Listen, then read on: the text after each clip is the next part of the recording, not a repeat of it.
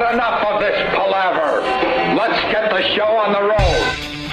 And it begins another busy Opie and Anthony show. Good morning. Hi. How is everybody today? Hi, everybody.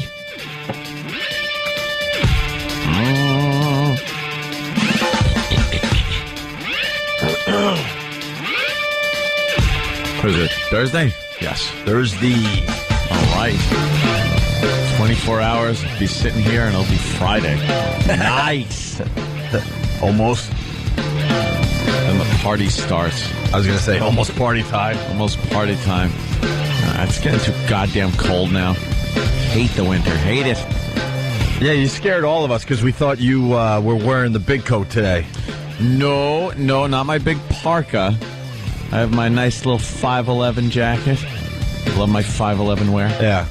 But that's when we know winter is truly here, when you start wearing the big coat that completely covers your body. You got maybe, what, a dime-size hole that you look through? Yeah, it's pretty much, I pull the it's hood a Kenny up. Snorkel jacket, basically. Yeah. I pull the hood up so you can't really see me. I can barely see anything. I just kind of look up every so often to make sure I'm not walking into somebody. It's very heavy, very insulated.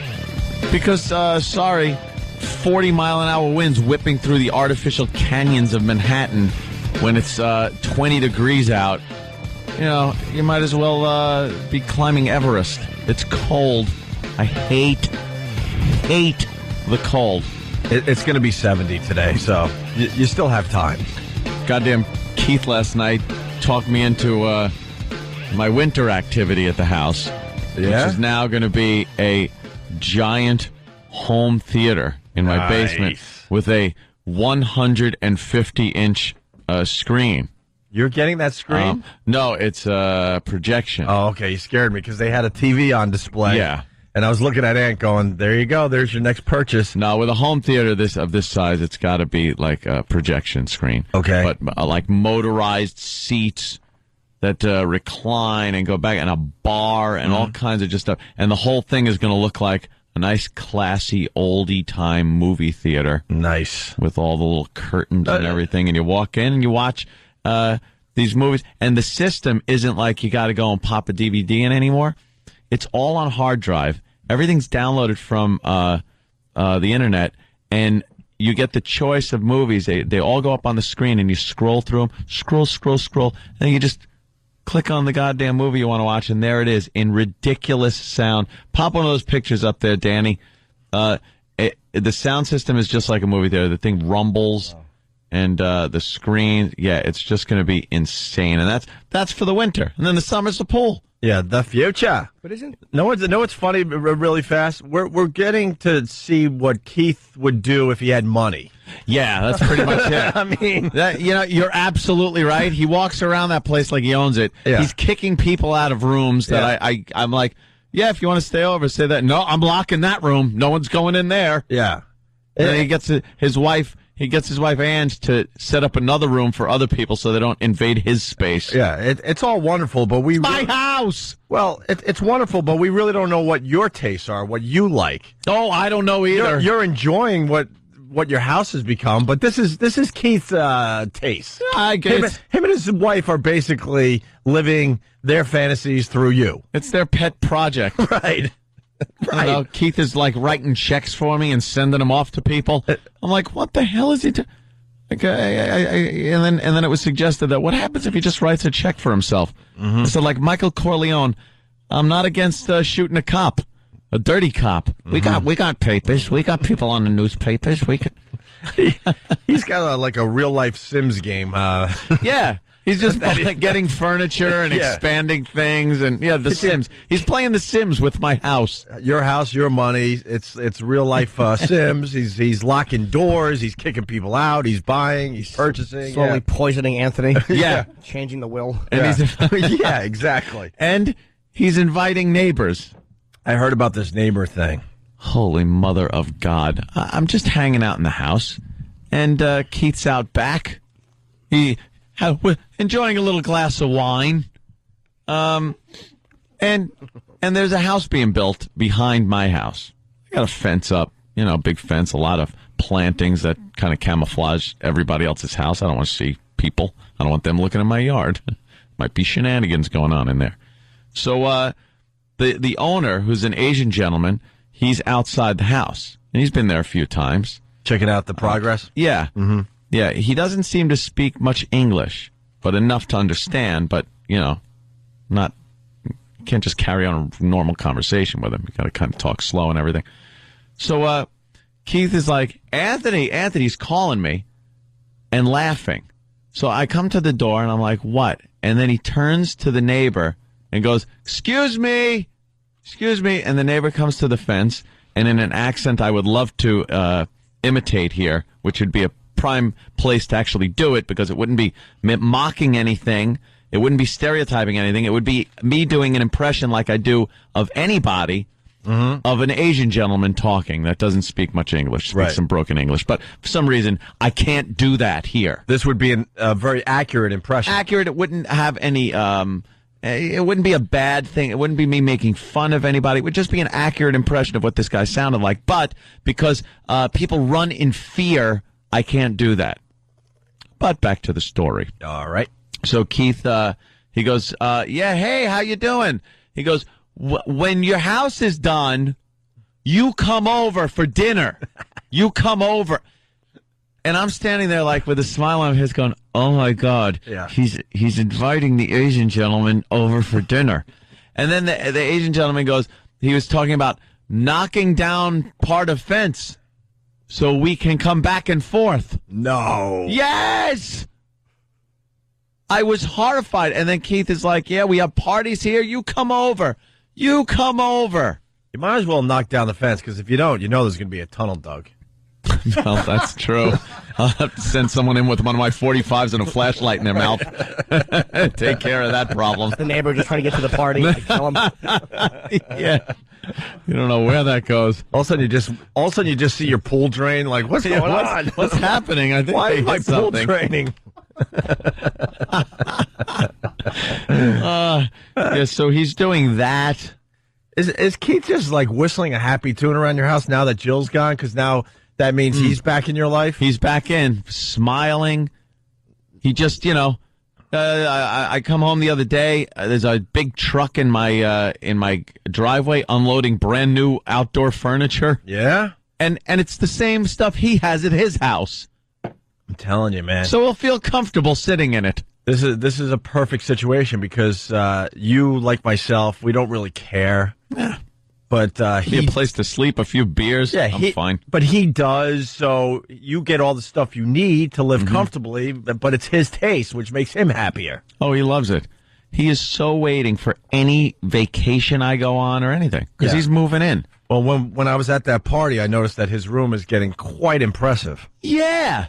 Thanks. The first time I went over your house when this whole process started of you deciding after a year that you were going to put stuff in your house, he had a little room set aside. Dude, there was just a little like ratty like comforter and a pillow, just a place to crash real fast. Yeah. Now it's like it's one of the nicest rooms I've ever seen in my life. Here's what it was.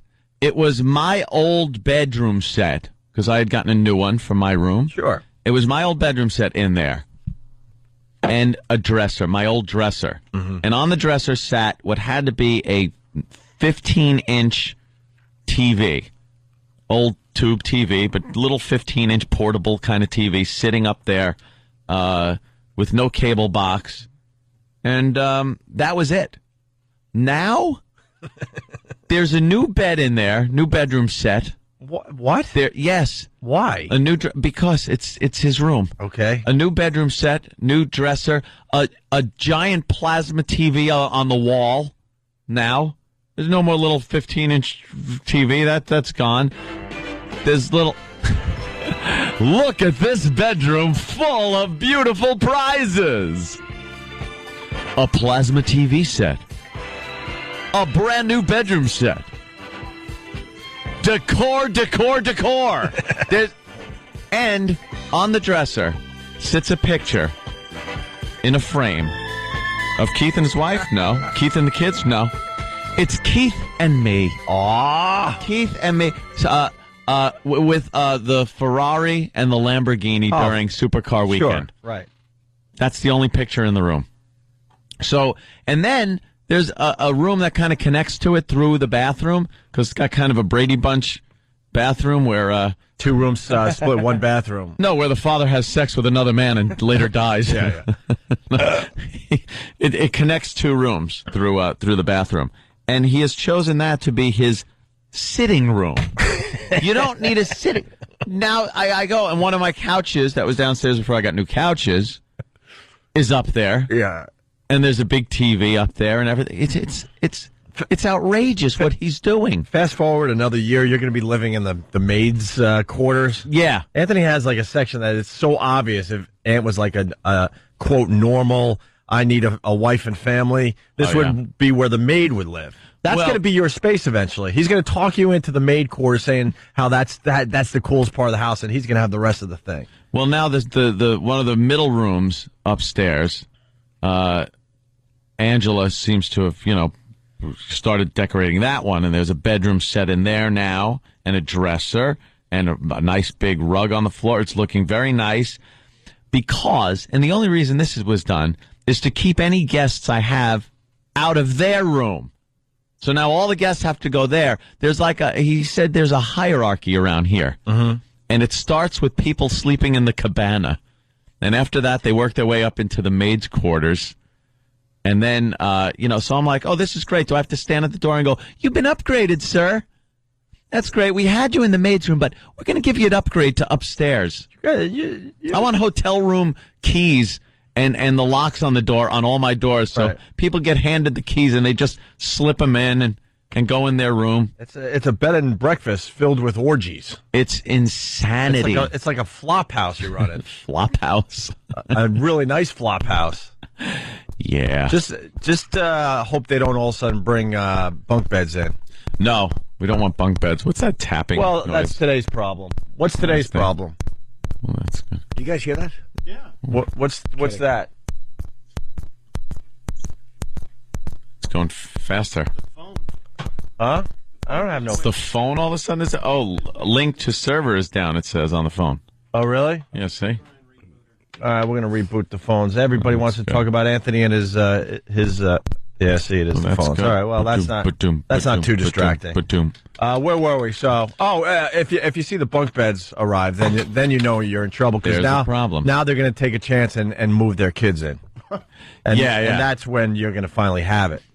I do get a little nervous when the kids are over. They are over? Well, the kids come over sometimes, What do they call you? Meal ticket? What do they call you? They're not calling you Uncle Anthony. No, there's no Uncle Anthony. But they have to call you something. Call me by name. I think I just say hi, and they go hi, and that's it. And then they just run off somewhere. And then they run and hide in one of the many rooms. I don't have a child-safe house. Mm-hmm. Except for my dates, and that's not safe. Yeah. No bag. It's a big thing on the side of your bed so they don't fall out. Yeah, you got to put the little sides up. Yeah, Danny, is this you? Ant's house is like Project Mayhem. Yeah. Oh, yeah, that's what I was called. Fight Club. That's pretty good. It was like my house is like the house on Paper Street. Yeah. And Danny was saying maybe I should hand out Kumia reward points for people that stay for extended periods of time and people that frequent the Hotel Kumia. You're not giving out the reward points for people that are staying. Oh, is that it? Yeah. You're giving them out for something else that might be happening in the house. You want a reward? Come here. Yeah, Kumia honors, they would call it. Yeah. Like after 9 face paintings, you get your... I'm honor. Yeah. Well, face paintings. So I have clowns over the house, and are you going to have the neighbors over or what? The new neighbors that are going to be moving into that house. No. Yeah. I wouldn't know what to say to them. You'd see my collection of memorabilia I got in the house and be horrified. You think they would be? Yeah, I think. No, I'm talking about the new neighbor. That's a different war. No, the new neighbor. I'm not gonna. He'd be horrified too. You think? Yeah. What do you think? He wants to see big flags of the rising sun up on the wall? Replay that part of history? I don't think so.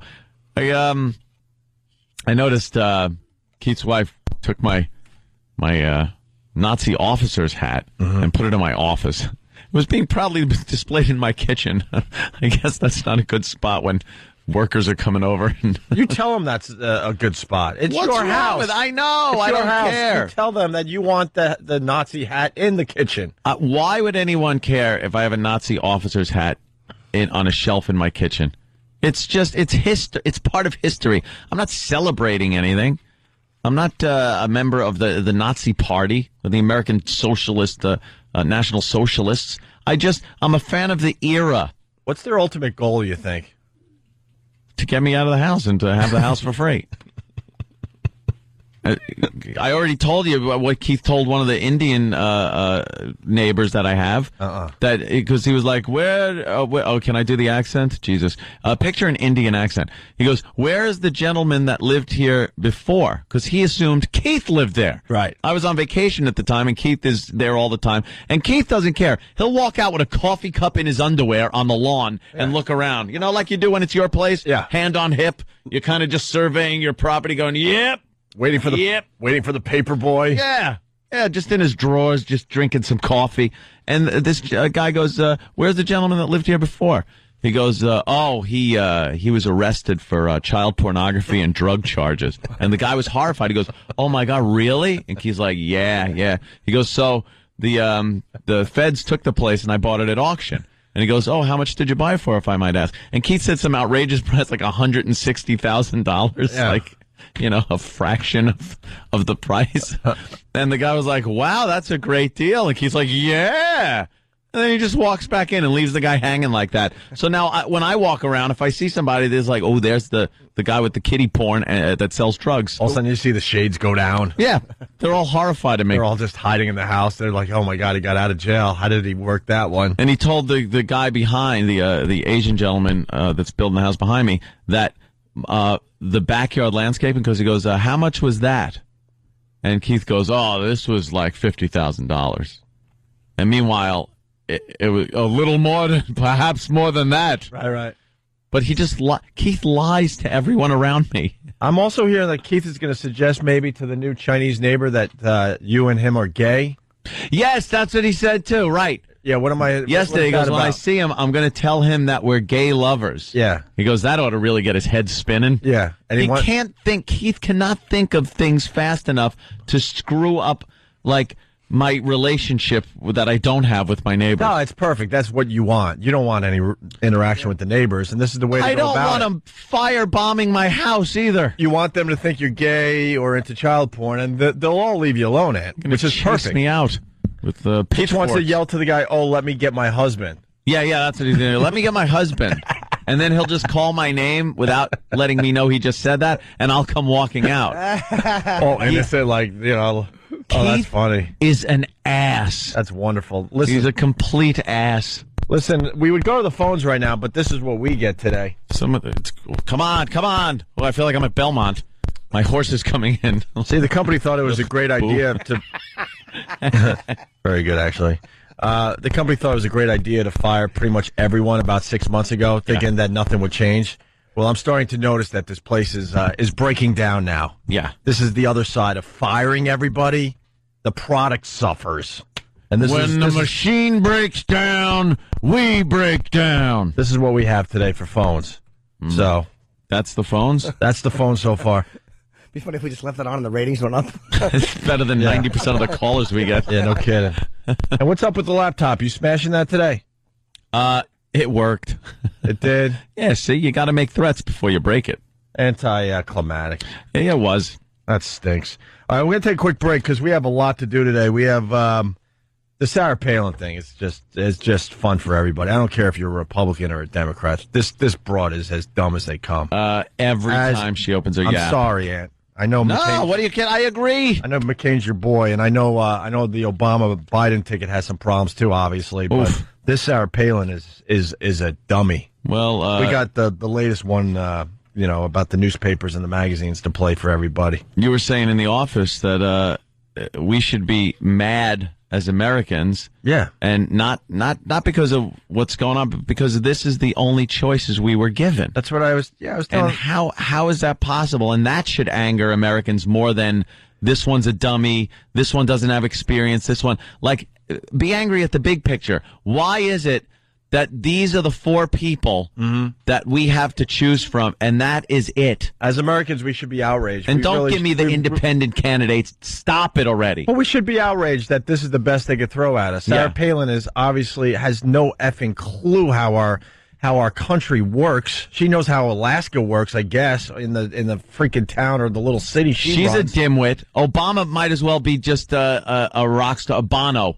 Have Bono run. Right. The only reason he's drawing crowds wherever he goes is because there's a cult of personality around him that he's a rock star now, and people love him for that. He's a great speaker with no substance. Then you got McCain. McCain's old. He's a wonderful American, but he's a broken man. The guy is broke. He's old. They're cutting pieces off of him every day. And then Biden. Wow, I don't know what the hell's going on. Biden's a loose cannon. I don't know what's going on under those hair plugs, but it doesn't seem good. Perhaps a couple of aneurysms. Yeah. You know, I mean, they talk about McCain being 72 years old.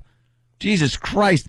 And Biden's had Puddinhead a couple of times. And as Americans, we're like, oh, Democrat this, Republican this. It's like, no, as Americans, we should be pissed that this is what they threw in front of us. Bring back the Whigs for this election. The Whig Party. It's a disgrace. It really is a disgrace, man. It is. It really is a disgrace. Yeah. This is the best America has to offer to its people. No, because it's the way they run things over there. It's just people feel they're owed a shot at the presidency, and that's one reason they get in. Or they give a great speech at a Democratic National Convention, right? And all of a sudden everyone clamors, "Hey, this guy could be president!" Right? And the public eats it up because the press just pumps the hell out of it. Right? It is a disgrace. But there are independents that, Perot got 17% of the vote back in, 1992? You know what? That was an anomaly because that guy had so much goddamn money on his own. He wasn't getting contributions from people to finance his campaign. Meanwhile, Obama can get Billy Joel and Springsteen to play for $10,000 a pop for seats. Right. And he's raising money hand over fist. But I'm not even talking about independent, candidates. I'm talking about the two big parties. This is the best they have for us this time around. Exactly. How about a great presidential candidate from one of the big parties? You just don't see that. You see people that feel they're owed it, and then they at the beginning they might speak candidly. Obama did the same thing. Clinton was great at that, at speaking very candidly and openly, and he was very sincere sounding. Mm-hmm. And then they get the nomination, and they get pounced on by these Washington insider douches that are just business as usual. And they make them start doing things like old time politicians, and they lose that connection with the average American. Mm-hmm. I think Obama's lost a lot of that. Like, he had this whole kind of down to earth thing, but now when he rolls up those shirt sleeves, some advisor told him roll up the shirt sleeves. Right. He's believing his own hype. When you discover a band and you get to see him in a small club, you're like, man, this is my band, and you get to meet the band because they're just hanging out. They hang out. They're at the bar after the gig. Next thing you know, a year goes by, 2 years go by. They're playing a bigger venue. It's a little tougher to get at them. Yeah. And then next thing you know, they're playing Madison Square Garden, and security's keeping you a mile away. Oh yeah. Wait, I hung out and drank beers with the guy. Yeah, you and 8 million other people. Now, get out of here. Now you're getting your ass beat up because you try to take a picture of the dude. It's like back in the day, we would have drank shots together. Yeah. What happened? It's kind of happening to Obama a little bit. Why don't we take a quick break? Remember that show we beat up real good yesterday? Turns out they didn't really say anything that bad about it. You mean we were just reactionary idiots? Yeah. We'll explain next. Stay there. Opie and Anthony. Want to say good morning to everybody. To the regulars, we don't have phones. I don't know what to tell you. I'm sorry. 877-212-0-A. It's not like we're a big radio show or anything. No big deal. I like how you just said we have no phones and then gave out the phone number. Oh, I did, right? Because that's like when you drive home and you all of a sudden go, how did I get home? You know what I mean? It's just a reflex. It's a reflex. Well, when we have the phones, you know the number. This sucks we don't have phones because we're off to a very good start. Hey, remember yesterday we started a new bit called Jocktober. Jocktober. You got the dumb radio stations doing Rocktober. Last year we did E-Rocktober. Yes, tribute to our own dummy. Yeah. E-Rock. Yeah. This year we're doing Jocktober. Mm-hmm. It all started because we heard that this radio show in Utah was taking some shots at us. Mm-hmm. So, what did we do, Anthony? Well, did we... First we said, look, let's not jump the gun here. Let's get the tape of what they said. Yeah. And see if it was something bad, and then react accordingly. Then people started calling up and saying, yeah, they were bashing you. And that's all we needed to hear. And that's it. Right. Instead, all the logic of that first statement went right out the window, and we went on the attack. Yeah, and it was, It was great radio. It was a lot of fun to do. And a nice hour-long response to what amounted to nothing that bad that they said. But we do this every time, too. We always say, well, let's wait and hear what they had to say, but we never end up waiting. And once again, we did exactly that. So Sam finally heard the radio show in Utah. Well, yeah, I had our intern, Hip Hop Ron, listen to this show for about 3 hours yesterday looking for this, clip of them talking about us, and he finally found I'd say, give or take 2 minutes. 2 minutes. That the Opie and Anthony show came up. And it did. They definitely talked about us. Oh, boy. We did an hour, and it was brutal. It was brutal what we were doing with their radio show yesterday. But they took some shots of their own. All right. Wow. Well, all right. Well, this is what started it all, right here. This clip. Yeah. All right. I'm surprised you're listening to the show, because he's all about these that Opie and Anthony. He's always comparing the show to Opie and Anthony. Yeah. We don't get you in New York. I have to listen to O&A. How funny! It's funny because well, Michelle will always say, "Yeah, Mark's telling tell Frankie Opie and Anthony did this, or they tried this, or you guys should do this like Opie and Anthony do." What's that? Excuse me. I never say that to you. I never say that to Michelle because I know that you don't want to hear that. So I never tell Michelle, tell Frankie that O&A did this. Well, then she's just getting my goat then. That's Frankie's brother-in-law that called the show. Uh-huh. So Frankie his brother-in-law probably lived out there and then moved here. That's why he said, I have to listen to O&A because you guys aren't here. Yeah. So he's a fan. He probably said that when he lived out in Utah. Yeah.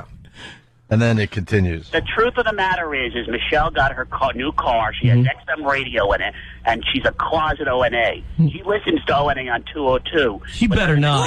Wait a minute. No, wait a minute. Frankie. Wait a minute. Are you kidding me? She better. She does. XM. But she told me she doesn't listen. She better not listen to those I'm guys. telling you, she calls me on the cell phone. I just listen to O&A, and they're disgusting. Okay. Trust me. So she's listening, but yeah, I believe her when she says that. I don't think she listens to it. This is grounds for divorce. Yeah, but she's listening to music. So Frankie's one of the guys on the show. I still, even though we did an hour on these guys, I still don't know who. I gotta figure out who's who. Frankie's one of the main guys on the show. Yeah, and that's his brother-in-law on the phone. And his brother-in-law is saying Frankie's wife listens to our show on XM instead of his show. Yes. Instead of her husband's show. The Morning Zoo. The Morning Zoo. Okay.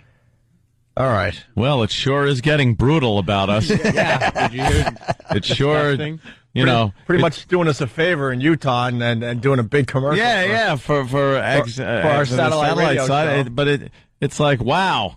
That what they just said, that deserves the response we gave. No one said anything bad. Oh, we are just idiots. No one. What were some of the things we said yesterday? Oh my God! Just pick the usual. We probably accused them of being pedophiles. Right. Hope they get AIDS. Whatever it is. I believe we said that Jim said she sounded like a deaf person who had bitten her tongue. I meant DEF. It continues. They nabbed Frankie's wife. DB is very upset, and Frankie's brother-in-law talks about how many listeners XM has. Right? Yes. Okay, so now the wife of one of the main guys calls the show? Not yet. This is still the clip of the brother-in-law. All right. Michelle, you're nabbed. You're nabbed. Listening to XM? Yeah, that's bad. Well, not while we're on, because she wants to hear if we're talking about her. She wants to know. Radio should be free, man. What's that about? Yeah, I'm upset. I'm upset too. She sold us down the river.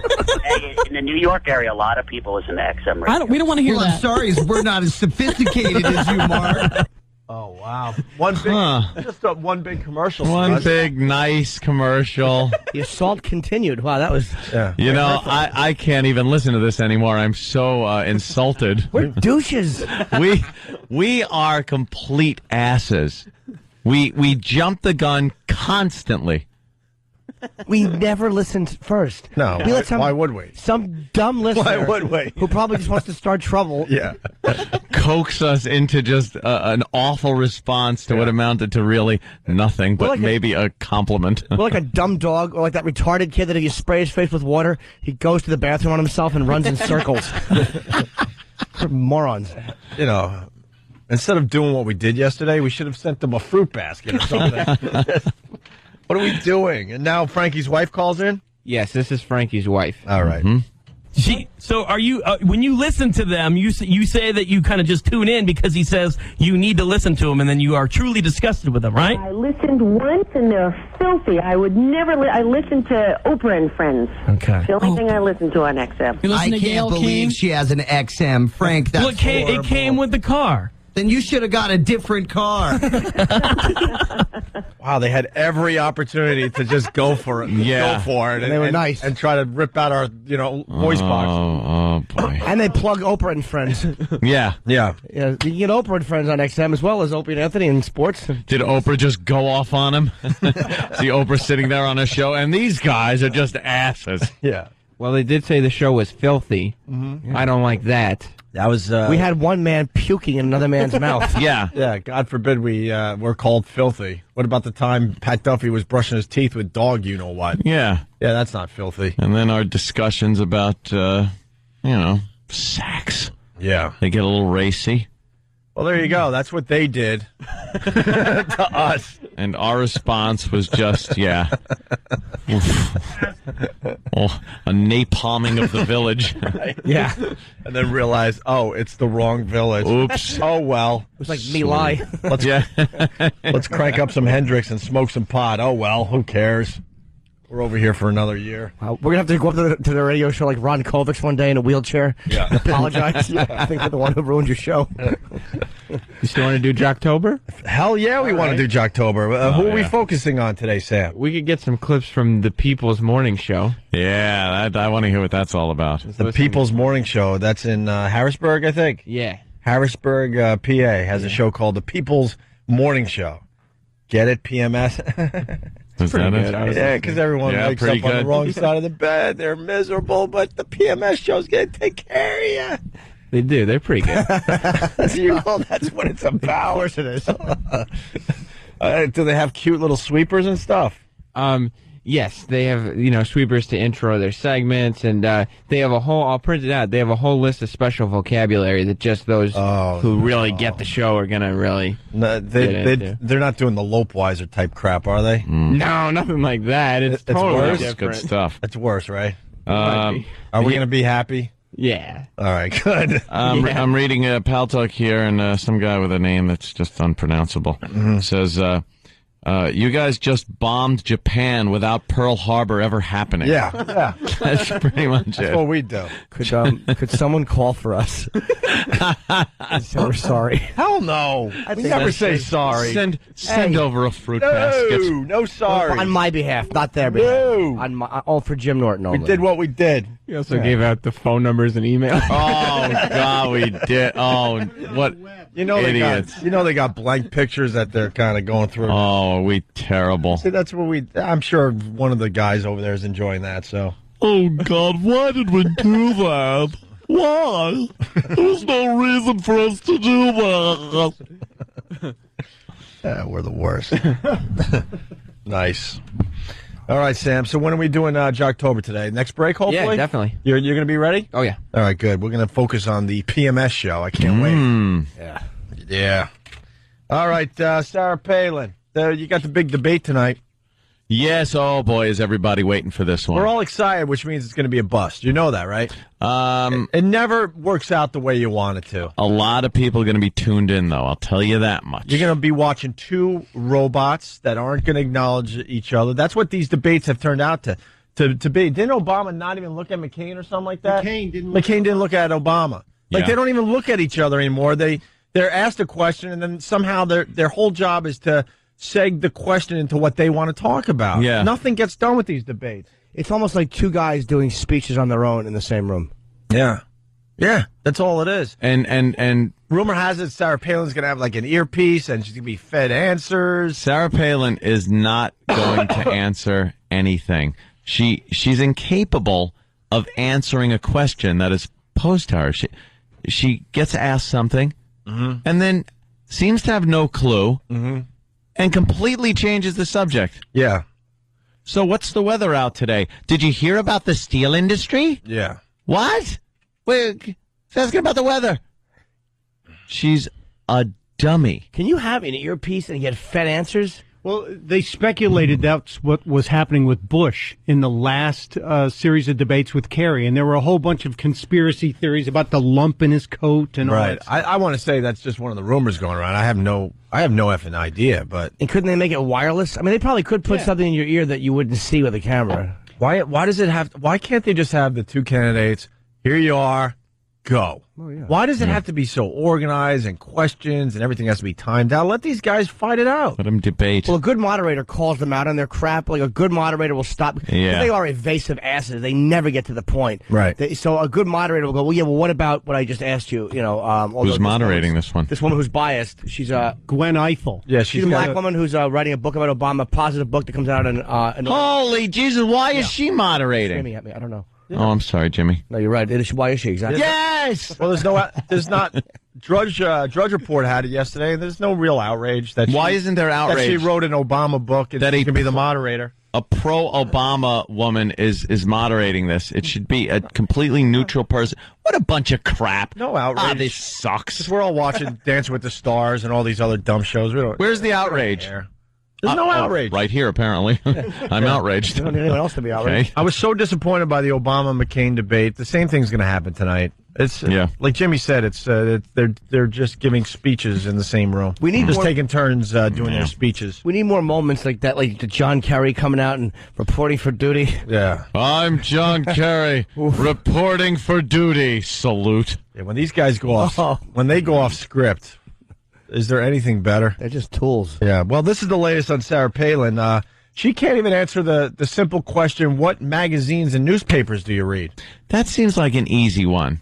If you were asked, what magazines, what newspapers do you read? Right. I'm asking. We're playing. On the weekends, I actually attempt the New York Times, my friend. During the week, I read these cartoony papers because they're more fun. For the radio show, the Post and the Daily News. They're very cartoony Daily and stupid. News. If I'm staying at a hotel, I'll read the USA Today that comes in. Oh, no, you look at the pictures. I like Popular Mechanics. I like the Graph. Yeah. She want to confess what she read. What does she read? NRA magazine. Mm-hmm. She reads Blubber Monthly and How to Block Up the Electrical Sockets. In a magazine on how to put teddy bears over the electrical sockets so tongues don't wind up in there. Oh, jeez. See this to Mrs. To Mrs. Mo Haircut Monthly. Bold Do Monthly. To Mrs. Palin. See, if you don't answer the question, people are going to answer it for you. Yeah, make fun of you. Yeah. Katie Couric. Could be the easiest question ever. What newspapers do you read? What if she said Black Inches? It just slipped out. Honcho. What is it? Did you say Black Inches? Black Inches, yeah. Katie Couric's having a field day with this Sarah Palin. Oh, yeah. Is it all one interview, or does this dope just keep going back to Katie Couric for another beating? Retarded boomerang just keeps coming back, sitting down, and getting smashed again. Is that what's happening, or is it I don't just know. all from the one interview, one. and they have so much, they're just giving you a little piece here and a little piece there? Well, this is how it went down. I was curious, what newspapers and magazines did you regularly read before you were tapped for this to stay informed and to understand the world? I've read most of them, again, with a great appreciation for the press, for the media. Well, like what one specifically, I'm curious that you... all of them, any of them that have been in front of me over all these years. I have a vast variety of sources where we get our news to. Alaska isn't a foreign country where it's kind of suggested. It seems like, wow, how could you keep in touch with what the rest of Washington, D.C. may be thinking and doing when you live up there in Alaska? Believe me, Alaska is like a microcosm of America.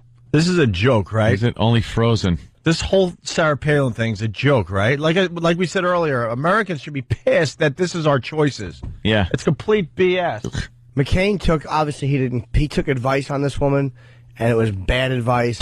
And she's a dumbbell. She's a dumbbell. Answer.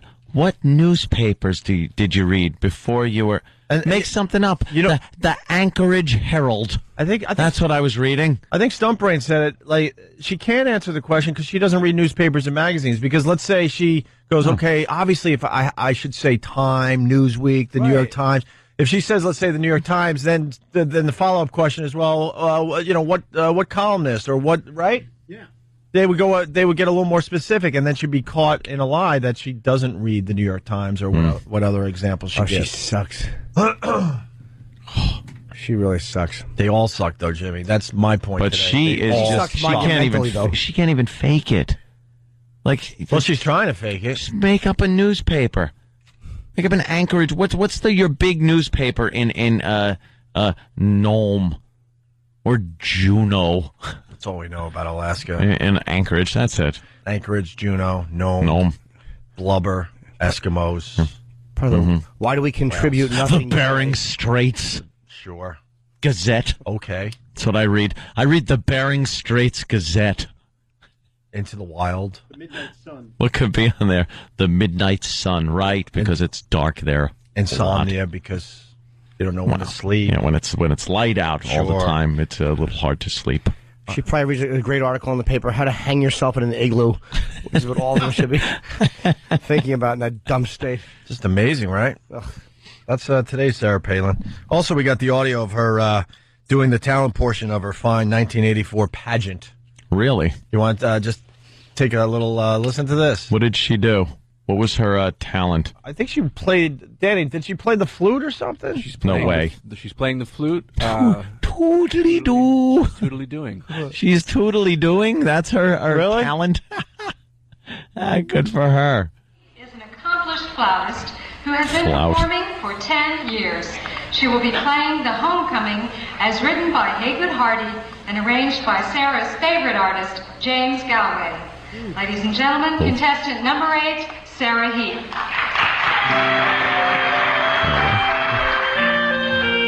Tootly dumb. I'm going to play with her. I'm going to jam with play with Sarah Palin. The possible vice president?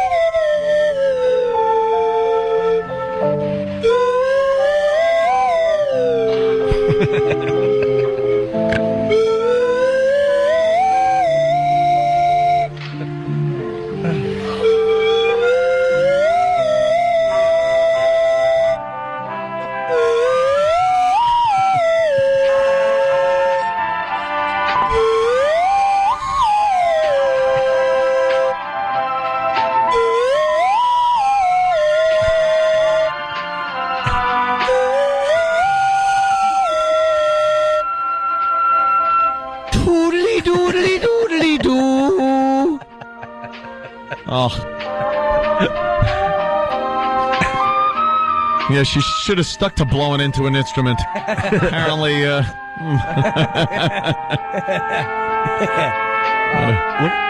Look at her lead paint chip dispenser she's eating out of. Look at her eyes when she blows into the flute. They get all big and weird. She gets fisheye. They almost get cross-eyed. That's what Mr. Palin gets to see. Apparently, one time he didn't. Oops. Are we done with this? Sounds like the chicken music. Yeah. Das chicken's good. Yeah.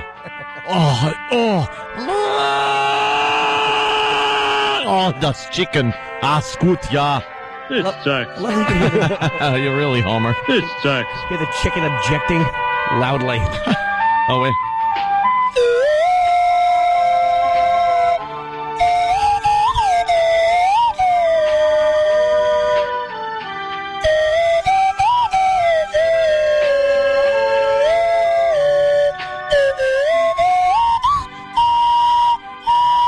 This is going great. All right, enough. Oh, God, that's her talent. Enough. What's on for? I guess that long. All right, there you go. Right to the end. Wonderful. Oh. Yeah, here's the chicken. Here's the famous chicken audio. Yeah. I love this. It's good, yeah. There's horrific things going on in this video, yes. Play along at home. Guess what's happening to the chicken? Du. Irre. Ich bin ganz wild auf diese Henne.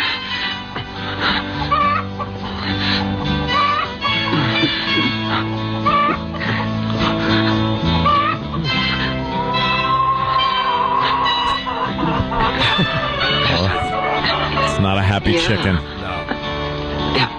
Ja. Ah, nun wird's gut. Ja, gleich. Like. Ja.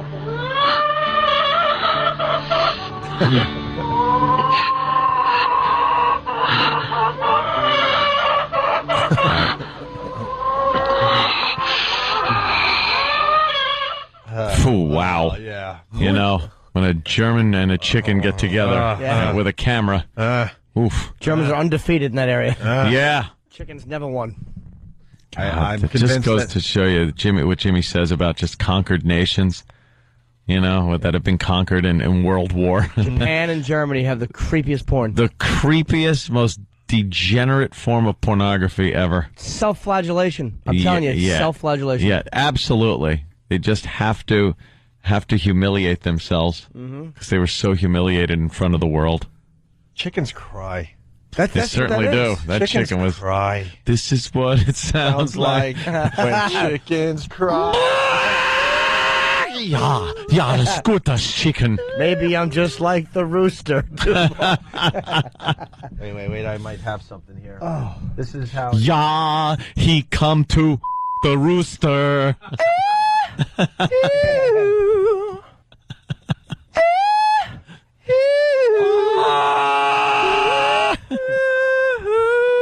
You know exactly when things start to happen. Like the chicken's objecting. He's probably like, put me down. This is not comfortable. Mm-hmm. I want to run around in the yard for a bit. Yeah. Where you putting that, son? All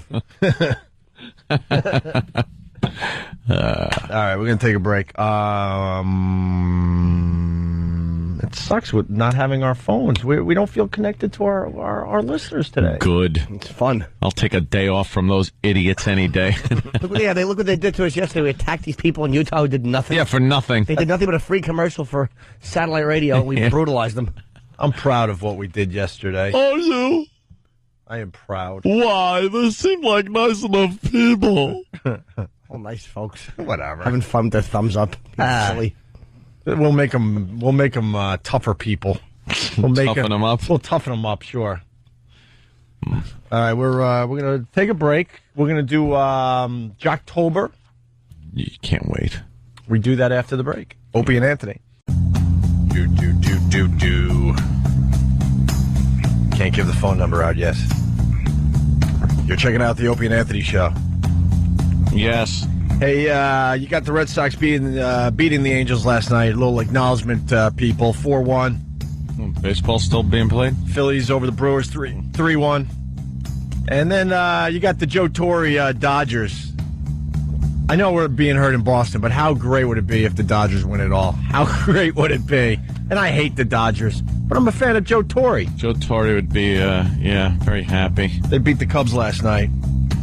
And speaking of baseball, Shea Stadium 3 days after the final game, you can't even recognize the place. Wow, really? They are not waiting. Now, meanwhile, Yankee Stadium, they've reopened it for people to come in and pay their last respects and tribute. Oh, really? And to go. Yeah. So if you're a fan, you could go down to Yankee Stadium during certain times and walk around in the outfield. You could get a tour of the place. Yeah.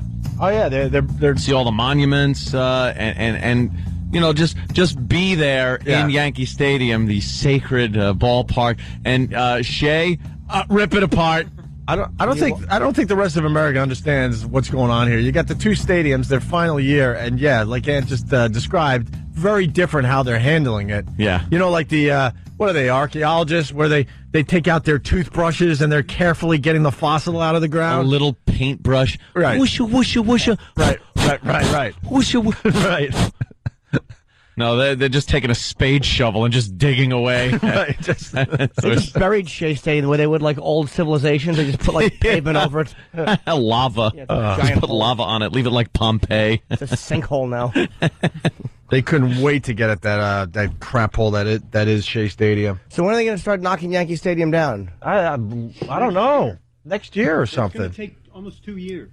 Yeah, they're not They want to really take their time and make sure they do the right thing. And So that way they could sell every bit of it. They're absolutely going to make millions off the old stadium. Yes, Travis? Yeah, it's going to take like 3 years to get Yankee Stadium down because they're systematically removing piece by piece. And all that's left at Shea is the pitcher's mound. That's it. You see, in the Daily News, there's a picture of Shea Stadium. They're literally taking a chainsaw to things and just hacking into them. Not very sacred when you're just sawing things apart. Yeah, and at Yankee Stadium, they're just going to be unscrewing everything very carefully. Numbering and saving the screw. Right. This was screw number 6 million. Who wants to buy it? The sports fans win in the end because every sports bar in the New York area is going to have a piece of Yankee Stadium in it. Yeah, every person will. Yeah, they're just going to have it. It's going to just be everywhere, spread out. Bricks, it's a brick from Yankee Stadium. You can display in your home. Yeah. All right, so that's going on. And then we like to do this because, we all know that time sucks and your life is just flying by. Tick tock. Today's example that life is moving way too fast. Mm-hmm. Guess how old little Tiffany is? We all remember Tiffany. I'm sure she remade the locomotion. Not many of us were fans of Tiffany, but if you knew anything about pop culture, you had this broad singing in the malls. Tiffany, remember? Big rivalry between her and Debbie Gibson for a while. That's right. A lot of speculation as to who would go on to actually have a career that would last longer. Yeah. Debbie Gibson or Tiffany. Yeah, and now I'd see a similar thing between Britney Spears and Christina Aguilera popped up. Right. These come up every few years, but Tiffany was the red-haired one. And don't go for the goof. How old do you really think Tiffany is today? What was her song? I don't remember who she is. I think We're Alone. Remade. I think We're Alone I think We're Alone now. Yeah. You don't know who Tiffany is? I'm sure I do, but I heard. She was the mall broad, Jimmy. It was a great marketing strategy. She just started playing in the malls. Yeah. And she was packing out malls all over the place. Oh, it's a horrible song. I think it's... But this was the rage for about 6 months. Yeah. What years? How old do you think Tiffany is, Anthony? Let's see. Don't go for the goof. You're I'm trying to figure this out. You're a professor. Come on. Okay, hold on. Let me think. Yeah. Ready? Hold on. I know this. Oh, you're doing math. Yeah. I can see you're doing math. Yeah, I'm trying to do a little math, but I have no idea what the actual dates are. I'm going to say 80, 37. I'm going to say 41. Why do you cheat? What? Because I can. Did you cheat? Yeah, the age was in the other closet. I was cheating. Tiffany's 37. Yeah. Wow, I got it right. Yeah, she was just a little thing. Thank you, Multiple Migs. Thank you, Captain Baldy. Yeah, multiple Migs. I know. He threw the answer at you. Yes. Landed in your hair. It landed in my hair. F all your friends on Pal Talk. We're trying to entertain the people here, you dopes. But she was just a tiny little teenager. Now she's 37 years old. And the Loot Man is 57 today. Oh, 57 Sting? Sting is known as the Loot Man. Yeah, he did that thing with the police, but we all know him for playing the lute. Decided to bring back an instrument that we buried, 300-400 years ago. Ugh. Can we get our lute audio today? One of our favorite things to do is Sting and his dumb lute. And Don McLean, American Pie. Is he dead? I thought he was dead. He's still relatively young, considering that song's been around for 40-some-odd years, it seems. 63. All right, it's Jocktober, Ant. Jocktober, that's what we do. We don't have Rocktober. And we already gave a tribute to E-Rock. Yeah. You want to explain what Jocktober's all about? Jocktober. We're going to be featuring other radio shows. It's a little odd for a radio show to just feature the talents of other radio shows because people in radio, they don't really like acknowledging other shows because they don't want people to start listening to them. You don't want your own ratings to go down. But we're so confident during Jocktober.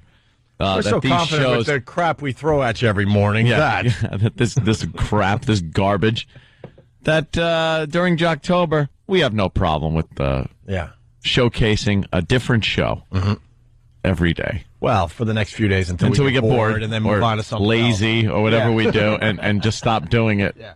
And then people go, what happened to Jocktober? What? Oh, yeah, remember that? Let's do it. And when we say remember that, we forgot that we did it the day before. Of course we did. We're just the worst. God, we should be somebody else's Jocktober feature. Yeah. And then you got...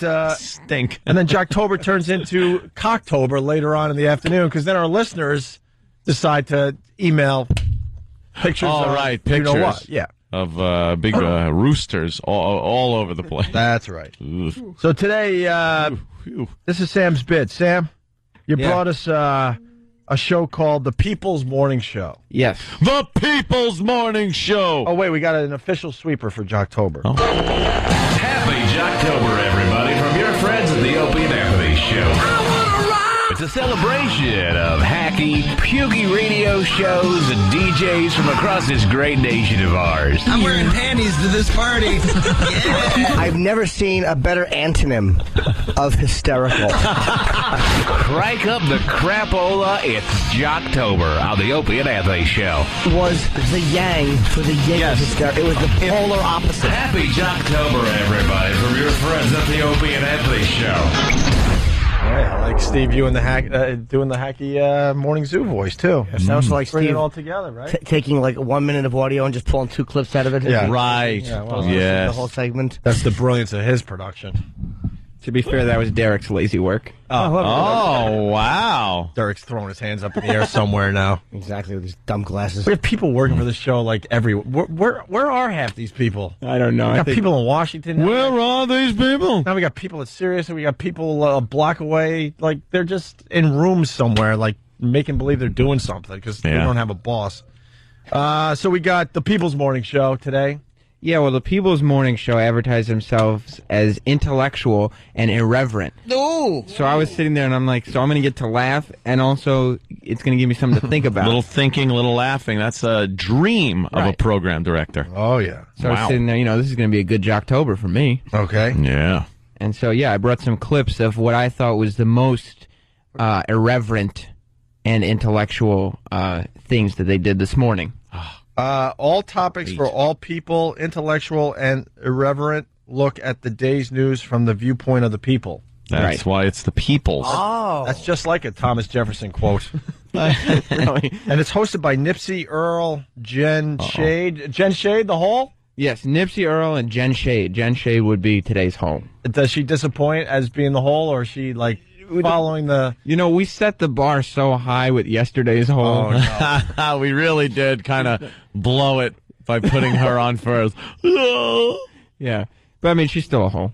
And they got, what? Talk the talk? What is this? They're coming up with their own lingo or something? Yeah, they like the vocabulary words, so they have 3 pages of single-spaced words with explanations as to what everything is. And this is... Oh my God. These they use all the time, I guess. Dude, I guess so. There's something else going on too. They're starting at these morning shows. It's kind of like the Sunny D commercial. It's like right out of Central Casting. They got the black guy. Yeah. They got the rock chick. Yes. And the all-purpose white dude with the sports cap on. Right? Yeah, that's exactly what this show is. Wow, really? Danny, can you see a picture? I didn't see a picture of them. I need to know what they look like. Yeah. Just Google The People's Show. Where are they located, Sam? Central Pennsylvania. Harrisburg, yeah.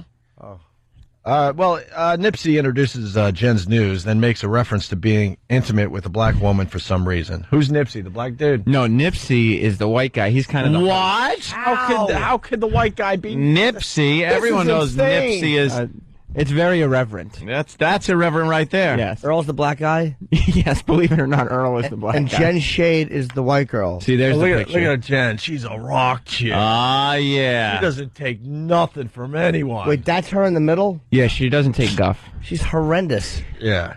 Oh, look at her look, though. You don't mess with her. A little 80s. Something else she doesn't take, the morning after pill. No one bangs her. What a monster. All right, without hearing a peep out of them, we're off.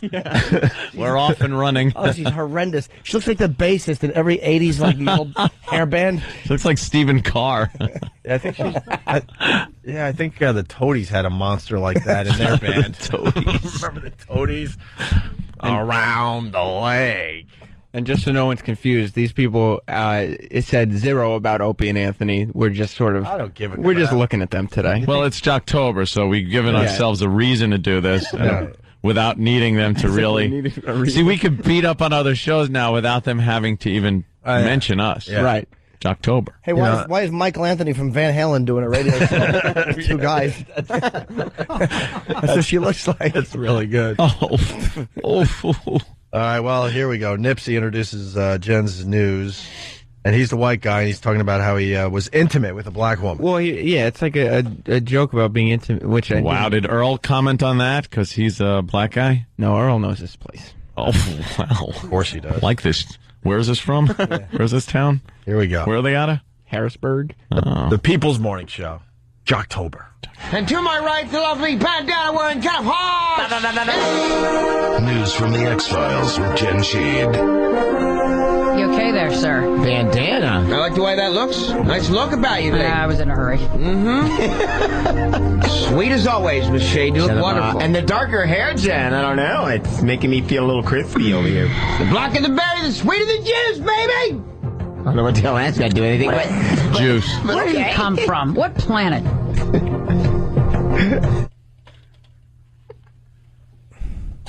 All right, what?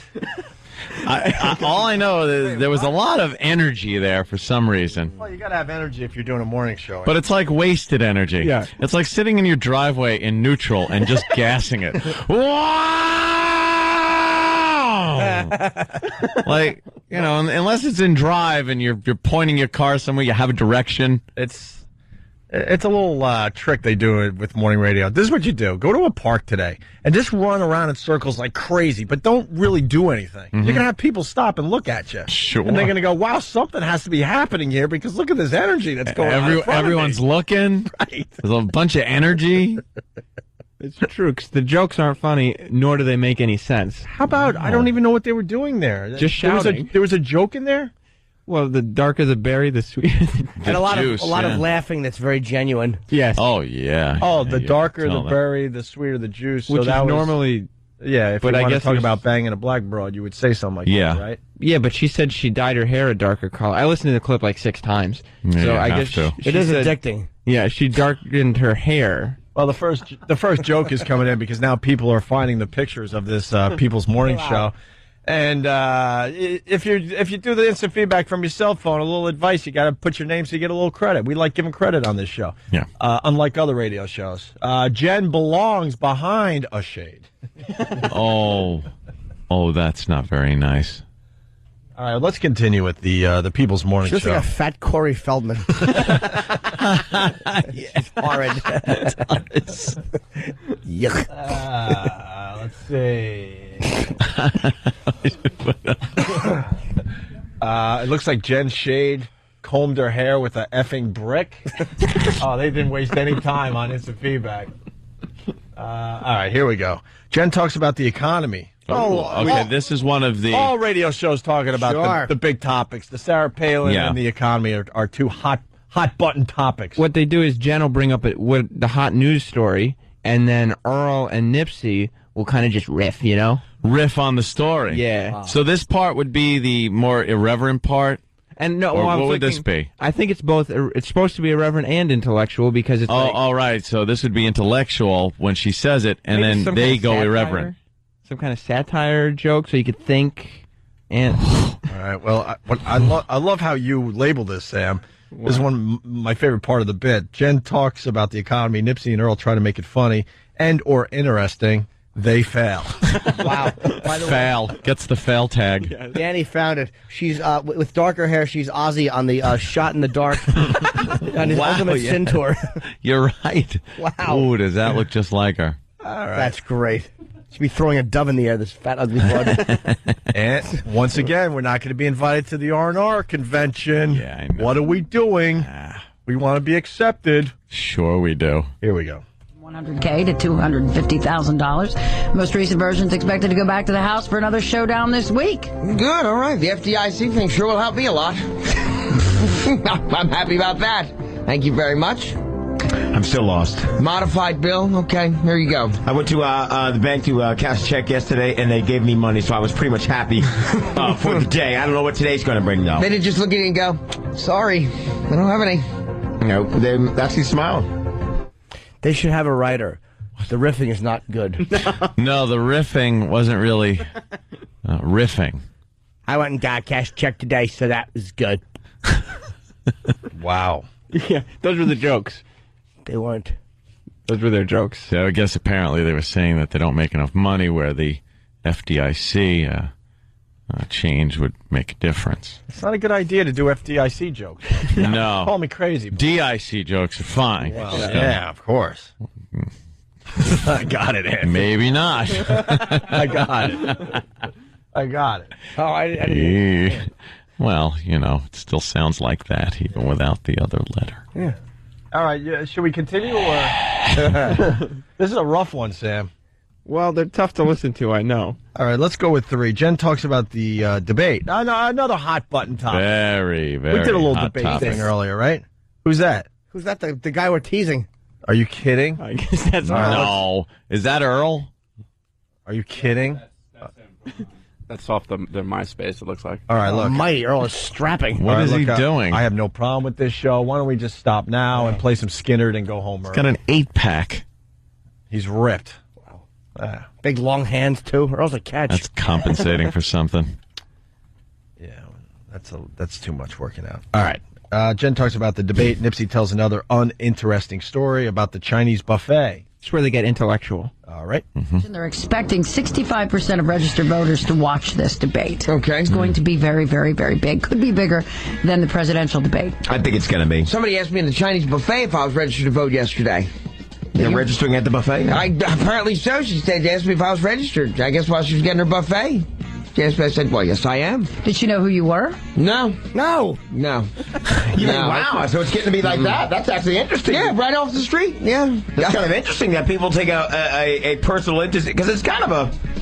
No, it's not a personal thing, but still, it's odd for conversation for people that don't know each other. I said, miss, I am, yeah. Could you hand me those tongs, please? I gotta get me a couple those Chinese donuts. Yes, I am. Now move out of where you're blocking them little corns.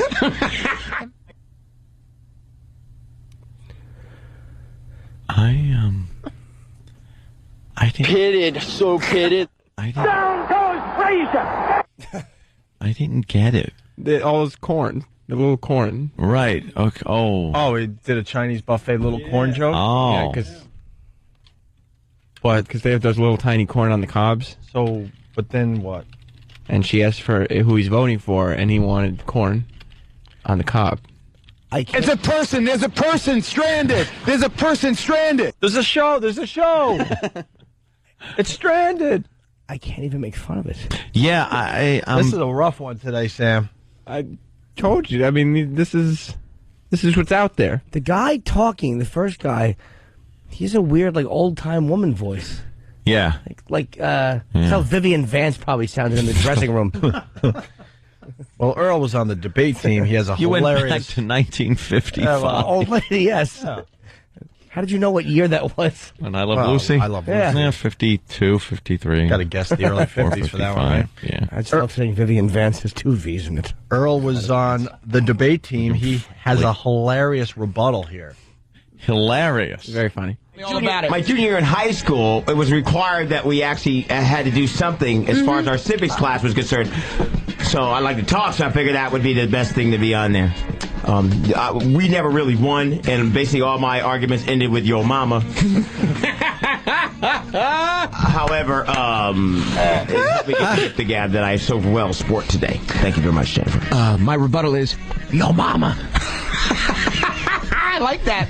Oh, no,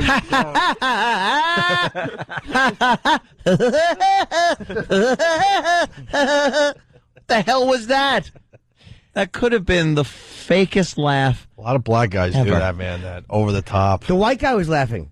That was a white guy laughing? Yeah, I think so. I apologize to the black guy then. Yeah, it's the black guy's story. The black guy used to say, yo, mama. Yo, mama. Right. But didn't he start the laughing thing? I think the white guy was responding. Yeah. And I love the fact that I would love to hear that again because she put some energy in. Like I like when he was saying, and she went, like she just jumps in. Like, she has to let the audience know that The she's job riveted. of the whole. My junior year in high school, it was required that we actually had to do something as far as our civics class was concerned. So I like to talk, so I figured that would be the best thing to be on there. We never really won, and basically all my arguments ended with "Yo, mama." However, let's all do it.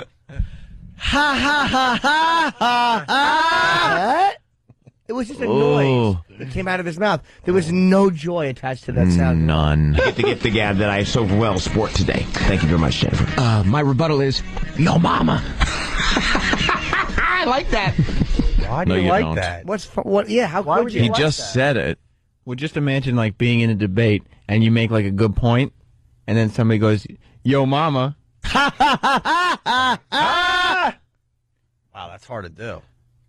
Should we have E-Rock do it? Yeah. Pat from Menaki is suggesting that more sincerity in a laugh would be har, har, hardy, har, har. Thanks, Pat. AIDS Effer is very mad at us today. He writes, "Stop saying she. It's a man." Yeah, that is gruesome. Can you do that again? Ha ha ha ha. There it is. Okay. Earl makes. That was Fred Flintstone when he was a superhero.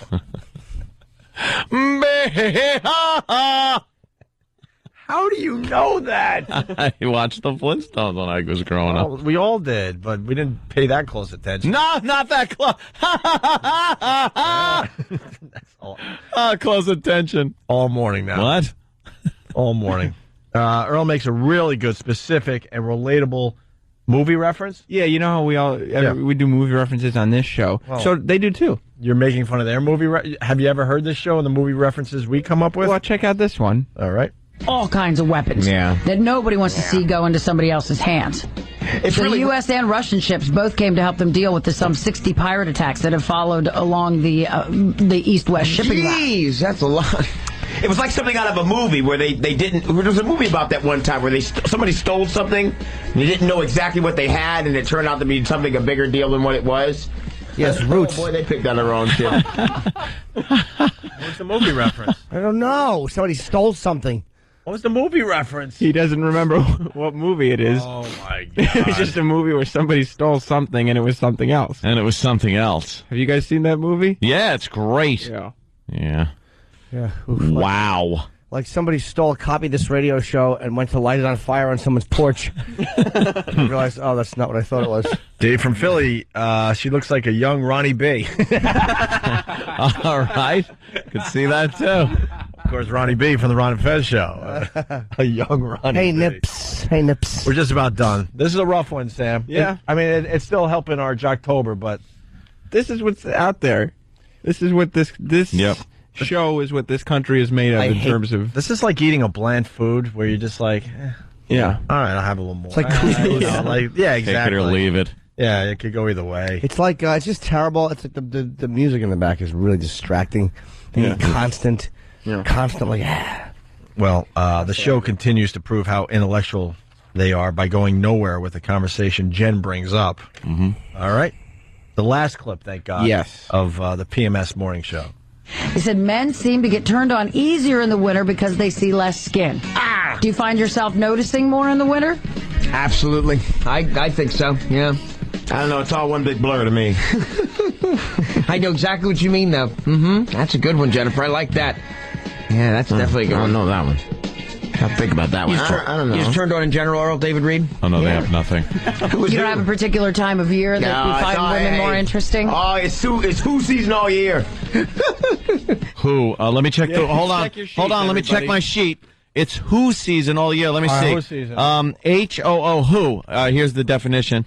any reference to a woman or her female parts as a, and then they spell it WHOLE because as a whole, you know, boy, and they use it in a sentence. Boy, there was a lot of who at the hardware bar this weekend. A lot of who. So you need a glossary to listen to the show? Yes, it's 3 pages of words that they use. I can think of where there was a lot of boo. Yes, that should be top of the list. The boo. Whoa! Wow. A lot of boo. Lancaster loser. Carl. Let's ask Carl. This is terrible. House of Who. EDR's pet name for the hardware. Hold on. CMN, Children's Miracle Network, one of several charities that PMS works with. Annual marathon pay-for-play broadcast is a high point of the year. Last year raised over $43,000. Wow. So they're charitable, too. That's good. Yeah. Way in the back, by the way, there's some little personal things about the show. Shade Mountain, where Jen lives with the dogs and her family. She won't let Nipsey visit. Oh, I bet you that's a running gag on the jeepers. show. Like, Nipsey's, when am I going to come up to Shade Mountain since you live with dogs and the family? I'm sure another woman doesn't live there with you. When can I come and visit? Really? Or the dogs, you get bull mastiffs and probably boxes of oven mitts. Peanut butter. Shade. Yeesh. She probably has an old school hairstyle down below, hence the shade. But look at this. Patrick Swayze. Earl and Nipsey often disagree on who's a bigger fan of this 80s acting icon. I'll go with the white guy. Yeah, that's what I'll go for. Yeah. All right, I think we're done with the PMS show. Yeah, they're our latest addition to Jocktober. Yeah, what are you working on for tomorrow there, Sam? Oh, I don't know, but if anybody has any suggestions, please email them to sam@opieandanthony.com. Okay. And that way we could feature some of your favorite shows. Yeah, a douchey show in your area. Email Sam. He'll check it out, and we'll play them for Jocktober. Yeah. Oh, by the way, out of breath. A tape of Jen running behind in a parade 6 years ago. Still played by Nipsey to this day. Nips won't let it go. Oh, he won't. You know. Quite the character. Yeah, well, you let Nipsey get something, forget it. Of course, she's running behind in a parade, swinging her trunk, walking through the Midtown Tunnel. Thanks. It's awful. Oh, wow. Black or white? Game played on the show. Identify the famous person's race. It's always a fun mystery game to play with a famous person. Yes. Meaning everybody immediately knows who it is. What they look like. Yeah, exactly. Yeah, really. Quick, Colin Powell. How would that ever work? I don't know. I'd like to hear some of the... No, I wouldn't. No, we're done with this one. Yeah, Forever. Believe me. I don't want to hear anything from them ever again. All right, we're going to take a quick break. Hey, do we have Otto coming in today? Yeah. I do believe Otto from Otto and George. List? Oh, maybe he is. He's. I'm sure he's on the list there. I didn't see it. And hopefully we're going to have some loot audio. Hopefully. Thank you, Sam. We missed something here, good guys. Oh, go ahead, Jimmy. Please. We're still trying to make this bit work. Help us out. Flat screens. There's a rumor that Earl David Reed IMs people from his hot tub and has an overabundance of flat screen TVs. What does that mean? Come on now. Hey, he probably has a bunch of... And you could have done the laugh to make it good. He has a bunch of... Somebody said they saw a bunch of TVs at his house, and they didn't understand it had nothing to do with television. Just a bunch of his non-passable gentleman friends, while she lives in a mountain, with her roommate. So, when your aunt would come over. This is her friend. Right. Her friend, we get it. Exactly. Her friend has a curly hair on the bridge of her nose. Yeah. Dad, To kiss her hello and smell flounder. Right. Of course. But they're trying to keep the secret. You're now like 20 years old. Dad, stop. Yeah. I'm not stupid. Aunt Blank is a blank. All right. Well, why don't we do some primetime gossip as we go to break? Good idea. Sam's in studio. We might as well play the latest primetime gossip, and we'll continue with the show, but stay there. We're back, and Primetime Gossip is running on all cylinders. We've been following the big O&A story that someone will be leaving the show soon, as announced recently by Opie. Someone very, very, very important to this radio show is leaving. It's not myself, it's not Anthony, it's not Jimmy. Well, we've got some new information that may shine some light on who the mystery show member is. Need a hint? He's big, he's stupid, and he's absolutely useless. If you need more, Anthony made it very clear on the show who this mystery bore actually was. I wasn't yapping about a security matter. Stupid Kenny came in here and said, "Do you know Barack Obama's staying at the Parker?" And I was like, "Oh, well, you know, how about that?" And then I get yelled at. That's right. After years of doing his best to be Opie's lackey, Club Soda Kenny screwed up Anthony's breakfast eating experience. Opie has been sick of the gigantic bumbling fool for months, and now that he's officially on Anthony's blacklist, the humorless behemoth will surely be gone from the show within days. We here at PTG are sure that no one, staff and listeners alike, will even notice he's gone. Good riddance, Kenny. Find someone else to suck up to. Stay tuned as PTG keeps you informed of the world around you. I've been everywhere. I was in Peoria, Pryor's birthplace. That was nice. They don't have like a statue or a plaque or anything. Are you all right, Otto? Yeah. Oh, okay. Welcome back to the Opie and Anthony Show. What's wrong? That was heard on the air. You're just talking. It was just funny. Which is fine. I don't care. Sting's awful loot music. Yeah, we were setting up the Sting loot music, and you just were talking about, what was he talking about? Pryor's hometown, and he worked in Peoria. Oh, okay, Peoria. all right. Yeah. All right, very good. Giggling at me and not letting me know I'm an idiot on the air. Fun. It was. Well, we didn't know. Yeah. What did you say? How have you been or something? I'm like, what? I was asking Otto because he's here. Where are you working? Get rid of the loot thing. It's not working. I'm like, where? I'm like, where are you working? Because I think we'll be plugging where he's working. Yeah, sure. He said he's doing a gig in Cleveland at the Improv, and he said he worked at Peoria. Oh, okay. I'm very funny. Very funny these days. Yes. When are you going to be in Cleveland? Don't curse. Get the plug out quickly. October 24th, 25th at Cleveland, Ohio. All right, very with good. Don Jameson, the great Don Jameson. Okay, we got Otto in studio. We love when Otto stops by. Yeah, it was great. I was to watch the sun come up on the turnpike and listening to you guys do that flute thing. It was just giggling. Oh, the Sarah Palin thing. Yeah, it's great to be back on the show. I've done so much bad local radio lately. It's just terrible. That's why we do Jocktober. Yeah. We're making fun of all those shows. God, I've done some shows that are just they make you do like 3, 4 in the morning and just run from studio to studio. Yeah. Your name comes up a lot when you guys when I would do these shows. Yeah. You go, you guys do Opie and Anthony a lot. Then their eyes just glaze over thinking about how pathetic, small time they are. They just look broken and defeated. They glaze over. They go, yeah, I'm here. That's half the guys I started with, man. Oh, really? Oh, it's an awful business. There's no money in radio unless you're like your level, right? We didn't get in it for the money. I mean, we're one of the fortunate ones. We make a good living. You did? Well, where you were starting. Money and young chicks.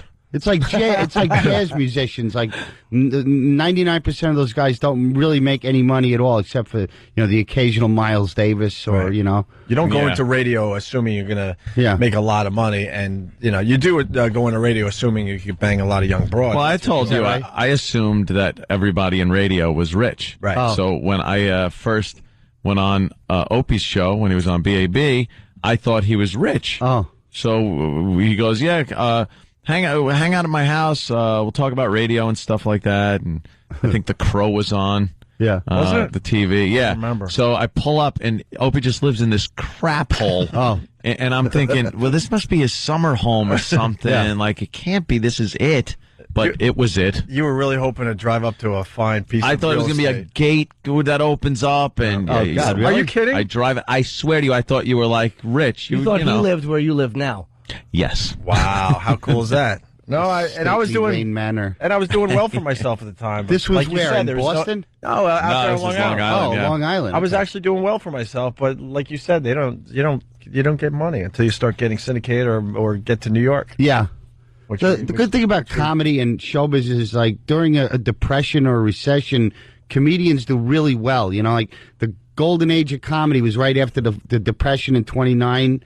You know, and now we're in the depression. You know, unfortunately, we have Ellen DeGeneres, Rob Schneider, and Andy Dick, and they had the Marx Brothers, Laurel and Hardy Fields, and the Three Stooges. So we're pretty screwed on that level.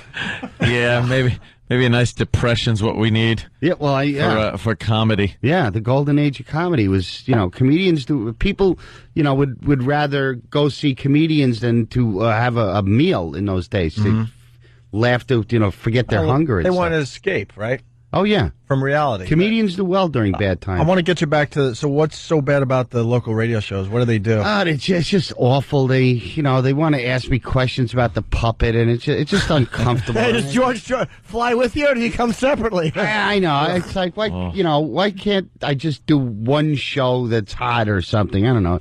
It just stinks. They don't know what I do. They don't know what to make of me. I'm tired. The puppet's sleeping in my lap. It's awful. It breaks up my sleep cycle, so I suck Friday night.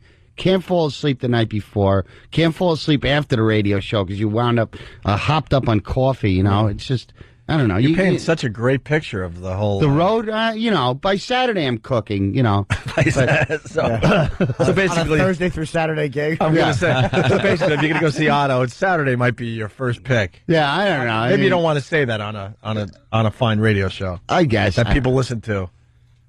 It's just, it doesn't seem to help, I mean, it doesn't draw people in. I draw people from, being known, or if they don't know me, they just come into the club because they go to the club, How awful is it when you got to do morning and afternoon press? I actually won't do it anymore. It's like we got to get up, do morning shows, and then they got some local crap for you in the afternoon. Your sleep is destroyed. That's the worst when you got to do both. I told my agent, I said, my one requirement is that the guy in the radio show should see a tape of me or hear something to know what the hell I do, and then they can build me up to the audience. But he doesn't do that. He just sends radio me people out. are very lazy. Yeah, they won't listen. They don't want to do anything. They just want to get their show over with and get home as quickly as possible. Maybe go in the jacuzzi, drink a few beers. Exactly. Yeah. And then you miss, I had to change flights in Chicago to go to Peoria, and they changed gates. I was sitting at the gate, and they switched gates on me, and I didn't hear the announcement. So I'm stuck in O'Hare Airport for like 6 hours after that. I was really looking forward to just getting to the hotel, watching TV, getting room service, and sacking out early. I was so pissed. If there's one thing that makes you feel like a kid that missed the bus for school, it brings back that same feeling. Oh, yeah. It's missing your plane. Oh, I felt... for whatever reason, they switched the gate on you like that. Or I was going to take a cab but it would have been like, a big chunk of my salary. Yeah. Paying, and the guy, they would have thought I was retarded. Did you have to wait all night, or just from 4 No, but it was like, but I already got to the airport. It was a 2-hour layover, so I was already there 2 hours, and they switched the gate on me. They said they made an announcement, but I didn't have headphones on. I was reading. If I heard Peoria, I would have focused and tuned into the announcement. I don't believe they made an announcement at all. They just switched gates. They suck. It's funny, you sound like Bogart now at the end of the Kane Mutiny. They said there was an announcement, but I know but there wasn't. I know there wasn't. I would have heard God. Someone, how many portions did you have? Not a big fan of the road, huh, Otto? Well, when a flight goes good, and the gigs, yeah. I mean, I don't mind the road. It's just, that kind of stuff just sucks. There's nothing you can do at that point. Doing the stupid radio shows. Yeah. Are you following the election? Yeah, kind of. I mean, it's all a sham. Whoever gets elected is just going to do what they're told. I mean, after the Kennedys were whacked out, there's no more real chance of any kind of a change. But Obama is all about the change. You're not buying into the why should you believe that a guy who made it this far in politics is not completely full of crap and is going to just betray everything he says? Of course he is. Why would they keep their word? I'm with you. They have so many people around them too. Like when JFK stepped into that Oval Office and had his advisors come in there, it wasn't like they were telling him what to do. He's like, here's what I want to do. Now you guys figure out how it's done, You know, and that's it. We will go to the moon before the end of the decade. What? Yeah. Go to the moon and those other things. He actually says that. And those other things before the end of the decade. He was a great speaker. He was riveting. Sure, yeah. How could you have a voice like that and like people actually paid attention? They said if he wasn't saying anything good, you just go, "Who is this idiot?" They said he got a piece of tail right before his debate with Nixon. That's why he was all relaxed. Yeah, he was. And just Nixon's cool. like backed up for a year, sweating. I need sex. I need sex. Yeah, he had a waterfall on his, just falling from his. That was just some forehead. That was some leaking out of his head. Yeah, I actually he needed a good release coming out of his forehead. Went to dab it with a hanky and it just kind of like little spittle trail. He cursed a lot, you know. All those tapes of him. Oh, I love those. Oh, it's great. He was the most racist, anti-Semitic, and he's just talking about Henry, my Jew. Get me out of Nam, Henry. He was a horrible person. You're a Jew. You know how to talk to people. I actually got tackled by the Secret Service when Nixon. Jesus, really? Well, that's great. Yeah, when Nixon was at the Statue of Liberty, I don't know, I must have been like 11 or 12. I went there with my puppet, figuring I would get on TV the way they do at ball games when you hold up a sign. What a go-getter. At a ball game, like the big thumb, and you get on TV. I figured I held my puppet up in the crowd. I was miles away from Nixon, but a guy grabbed me and pulled the puppet out of my hand and just like did a quick look for a pistol because all he saw was a Daddy O'Day popping up over the crowd. He probably thought I had a rifle in there or something. This guy, but it's great. Those guys like the they Lee don't Harvey injure you. Oswald puppet. He didn't say that. Like exactly like him. Yeah. Technically a conspiracy because it was two, but one was a puppet. Those guys don't hurt you. They just like secure you. Like they grab you, they secure you, they make sure you don't move. They check you out, and then they don't say anything. They just move on. Jeez, that's great. It was cool. They don't injure you at all. Well, because you were 11. Great gig. Yeah, but, you know. Bet you if you were 30 with a puppet, really? You would have got roughed up a little bit. Yeah. I was very eager in those days to just... I brought the puppet everywhere. I always figured I was going to, like... Even if I went to the movies, I would have my dummy. I go, I don't know, what if I run into Mel Brooks? I could do a quick audition on the street for him. You know, I was very ambitious, you know. Like Lucille Ball and I Love exactly. Lucy trying to get Sit into next the to him in show. the booth. Yeah, Probably thought he'd be telling a story on the Tonight Show someday. Thank God I always brought the puppet, Johnny. Yeah. That's a great take on the election, though, you got there. Oh. What about this Sarah Palin? She's pretty dumb. Oh, she's just dumb as a bag of hammers. She's just idiotic. She really is a dolt. Yeah, I mean, is. she can't even fake it well. Yeah, being a politician. Our point today is really simple. I mean, he could very possibly die, and then she'd be president. Right. Did you hear that she's a 72-year-old? A heartbeat away from the president. All right, we heard it 8,000 times. Oh, God. Enough with your cliches on the news. And that's not going to happen. Look at Dick Cheney. That guy's health problems were way worse than McCain's. Oh, yeah. And he made 8 years. Yeah. We don't know where he is these days. He might not have made 8 years. Yeah, who knows? Be dead, but Presidents used to always be really old dudes, though. You know? Mm-hmm. Kennedy and Clinton kind of ruined that and made it, you know, like it could be like a young guy getting tail, you know? So look at like LBJ or Eisenhower. Yeah. Those guys. Crusty old bitter men. Yeah. Yeah, they're just old guys that just want to, send tanks in somewhere. Yeah, all exactly. about the tanks. Our point is that Americans should be pissed that this is our choices this time around. Oh, yeah. I don't care if you're a Democrat or Republican. It's all crap. What about Clint Every single Eastwood? one I'd of vote them. for him. I'm not even voting for any of these liars. Yeah.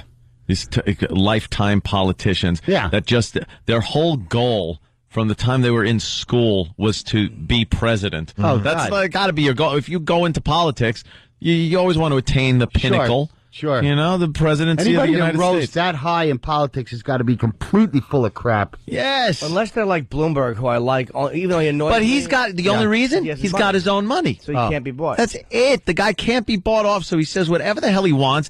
He gives comments sometimes where you're like, holy Jesus, is he crazy? Yeah, this guy's got like $50,000 in the bank. No one's telling him anything. Perhaps more than that, Jim.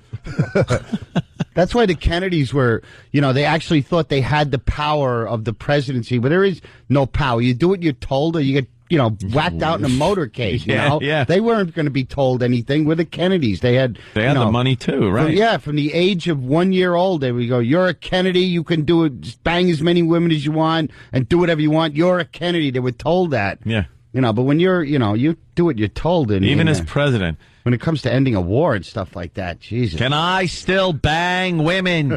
Yeah, but I'm the president. It doesn't matter. He was a You're bad Kennedy. leg, Kennedy. He had a really bad back from PT1, all that stuff the he went through in PT the 109 war. there, floating on a coconut. And... That's why he didn't fall down in the limo when the first bullet ripped through his throat. He would have collapsed, but he was being held up by a back brace. You notice in that footage? Oh, he's like God. this. That's why his arms were so awkward. He was like this. He's got like an ironing board glued to his back. He made them couldn't fall over, and that's why his head got blasted. He made out. that move like Private Pyle did when he tried to choke himself at first. Yeah. His arms went up and just looked real stupid. Not with my hand, numbnuts. Yeah, because it does look so awkward. You can see that's why his jacket was. That's why Oswald did it. Right. That's why his jacket was up higher. He knew he was being killed. He had those second or two to think about it. With Martin Luther King, it was just a bullet in the spot in the face, and he never knew anything. Why didn't they make that stupid back brace out of like Kevlar? Yeah. Well, back in those days. They didn't have that. No, I just think it was two pieces of metal tied around like a sandwich. Yeah, it was two Etch-a-Sketches glued to his back. Oh, go get the brains, Jackie. There she goes. Oh, boy. Scooping up a few tidbits. Wow. Hey, I got to clear it up again. Every day we got to clear it up. Today it's Lon in Georgia. We're making fun of Biden. We're making fun of Biden. We have made fun of Biden. Are we liberal idiots again? But it's all liberal direct we're giving you. But they don't hear. I mean, the fact is there's way more Sarah Palin audio for us to goof on. Hey, Lon, we'll make fun of who we want to make fun of. If we want to make fun of this dumb bitch, we'll make fun of this dumb bitch. Make fun of Biden. He's got the arteries in his head are like a lawn sprinkler. I like that line, how to hang yourself in an igloo. That was funny. Let's take a quick break. Otto, you're going to be playing Cleveland? Yeah, Cleveland Improv. What days again? That's October 24th and 5th, I believe. And you got OttoandGeorge.com? Yeah, it's all on my website. Oh, that's good. So November 22nd, North Lyndhurst Fire Department. Bunch of great guys out there. They're going to really love hearing this plug. Nice. Very good. Okay. And, of course, tomorrow night, Down and Dirty. Down and Dirty starts tomorrow Midnight. night. Oh, yeah. After Very Bill cool. Maher's show. Oh, cool. Very cool. All right, we'll continue with Otto from Otto and George in just a bit. Moving right along, we got Otto from Otto and George in studio playing Cleveland in the very near future. Go to OttoandGeorge.com for all his comedy dates. Yeah, that's right. Otto killed for us on the Virus Show. Yeah. A lot of fun, really right? Sad that we're not going to do any more of those. It's because of a few bad apples. It stinks. They got to just change their attitude out there. They got to help us out because we don't want comedians scared to do our shows. Pussies, come on. I agree. So, we go to a Ron and Fez event, and everyone gives the people a chance. Part of the business. Well, these comics, they're so used to being, worshipped in these comedy clubs. Take it on the chin once in a while. Go to Gleason's gym. Spar with a real tough guy. What's wrong with you? I agree. Wimps. We got a very safe. I agree. Yeah. Yeah, we'll try to figure out something, but for now, we're done. Comics are so soft now. Oh, I didn't get my omelet the right way. They left the yolk in. I asked for a white egg. Shut up, you pussy. Try being in vaudeville doing 15 shows a day and freezing and starving. Vaudeville. In fairness to those of us that complain about the egg whites. Jimmy's kind of good at that one. Yeah. When you instruct a big dummy to go and get you a breakfast and he brings back the wrong thing, it's difficult. Yes. But his brain's not fully developed. Look who you're yet. sending. You don't get a bag full of sand when you order breakfast. Here's your bag of sand. I wanted a sandwich, you idiot. Oh, I forgot the witch. You idiot. He is an oaf. Yeah. He's funny. Speaking of Kenny, maybe this is too inside, but I had to send out a FedEx to my brother out east, way out east, and the package was supposed to get there yesterday, and it didn't. So I go, Kenny, all I want to know is if they lost the package. That's all. This is what Kenny writes. I just checked the tracking online, which indicates that the envelope was accepted in Melville today at 1:54. That is the only info that is listed. That means that it was received in Melville this afternoon, and I presume it will be delivered to blank tomorrow. It was sent express overnight and was supposed to be delivered to your brother today by noon. I tried, but there's nothing else that I could do tonight. I will follow up in the morning. I don't know what happened, but I will inquire tomorrow. I'm sorry that this happened and inconvenienced your brother.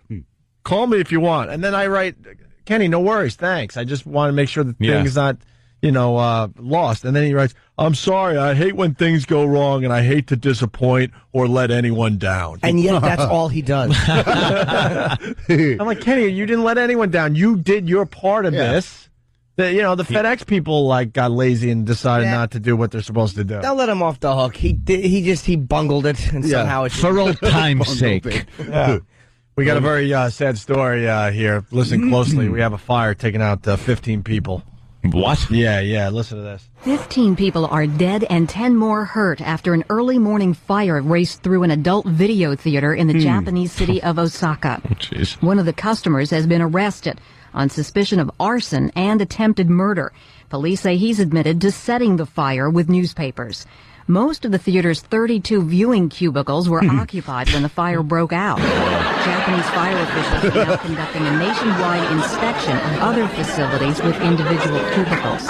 How bad do you need to get the poison out that you're going to burn in one of those booths? Smoke and you're like, I'm almost done. Yeah, I'm almost done. I bet you the oxygen fed the fire as it got sucked from Buddy Booth hole to Buddy Booth hole. The guy's open mouth on one end and a fire shooting into it. Why didn't they use their hoses? Well, the floors are probably flammable. Who knew that stuff went up so fast? All the booths were occupied, and we lost 15 great 15 good great men. Perverts. Great people watching girls in wedding dresses. And where was it? Yeah, I'm sure it was just wonderful pornography that is so nice and civilized. Oh, God, do they have the worst porno? Awful. Oh, really? but pixelate out any hair that they might have down in that area. Because unsexiest porno. Yeah, it's horrid. Horrid. I never understood that fetish. It's terrible porn. It is. What's your favorite porn there, Otto? I don't really view a lot of porn, to tell you the truth, considering, I do a dirty act. I was watching an old Vincent Price movie last night. Which one? House on Haunted Hill. Oh, I love that one. He's so sinister scared in the that. crap out of me. Oh, that one shot of that woman skating just by kind like of floating by. Yeah, with the scary nails. She had scary. She was making claw hands, and her face was all screwed up, and she wasn't walking. They must have put her on a dolly or something. She was sliding on the floor.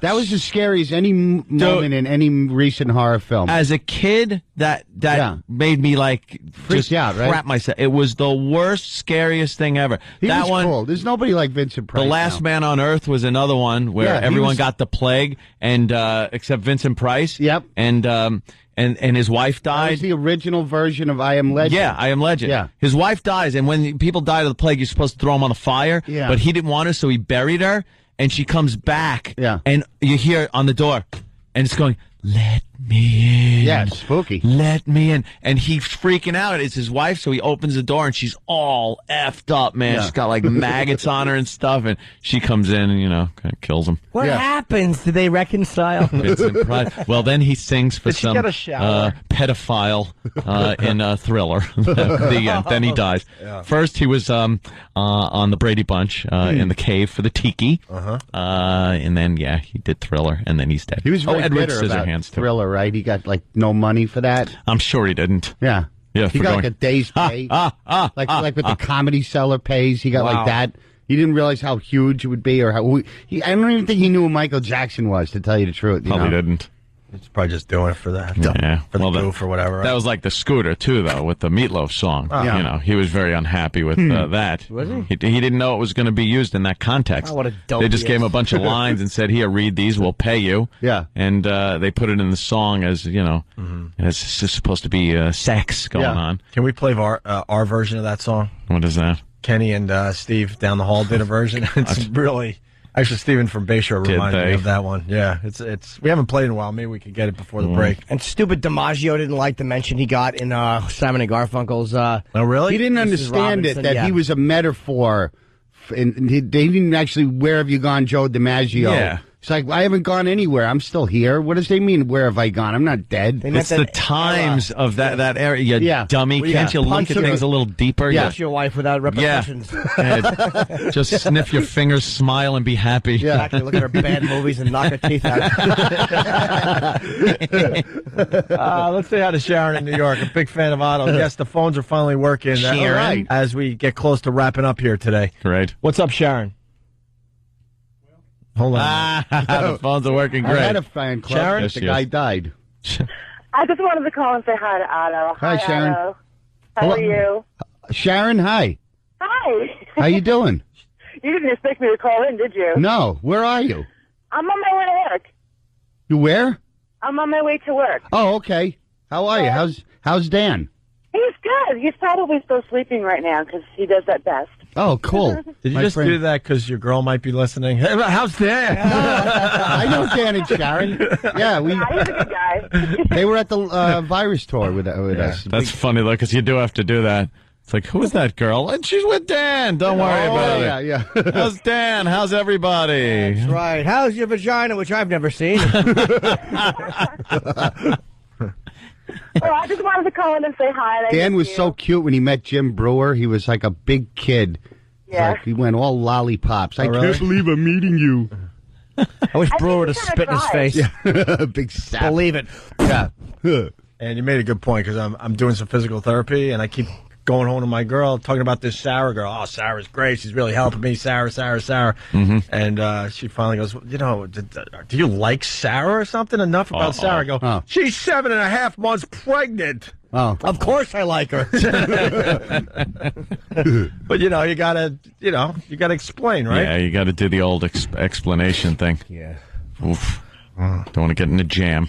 All right, there's Sharon, big fan of Otto. Yeah, she's great. Yeah. All right. Thank you very much. Sharon, you do know you added nothing to the show. Yeah. I'm completely aware of that, and I'm fine with it. Well, Just but saying the hi. other listeners are not. Yeah, it is annoying when somebody likes you. It's like, put the callers through that hate you or have something bad to say. Yeah. Why do you have this guy on? He sucks. Oh, yeah. All right. Well, line one is. I feel more comfortable with rage and, scorn. Do you? Yeah. Yeah, I like violent, hostile callers. Yeah. Oh, I don't. You don't? Oh, God, no. That just kills the whole mood. I like it to be fun. Hey, speaking of Vincent Price, reminded me of something Jimmy was saying just before the show today about the pool balls in Vegas. Oh, yeah. I hate when people talk about haunted places. My place is... no, it's not. Yeah. You don't believe in the ghosts? I don't know. My brother swears the place he's living in now is haunted. He swears by it. How's this creek? They shift, What are they talking about? I was staying in Vegas when I was... we were doing the Stardust Hotel. And that's an old place. There's probably been a lot of mob hits there. And I was staying because Dice didn't use the suite. He bought a house in Vegas, so he gave me the suite. It was the top floor. Hey, take the suite. I got a house. I think the place... Like anything he says, I just picture him saying it like that. Right, yeah. He was probably just like, yeah, take the suite. Yeah. No, why don't you just... But it's always good. Ooh. Yeah, there's ghosts in there. It's spooky. Great impression. What's that? There's laughing in the room. I'm scared.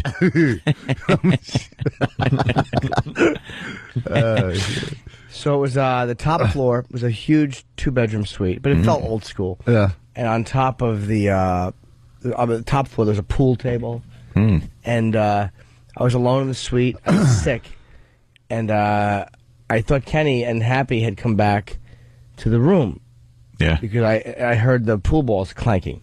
Thought someone might be shooting a little pool. I knew it. I knew I heard it. I mean, it was the clank of pool balls. Oh, my God. And I went upstairs, and there was obviously no one up there. And I don't get creeped out that easily.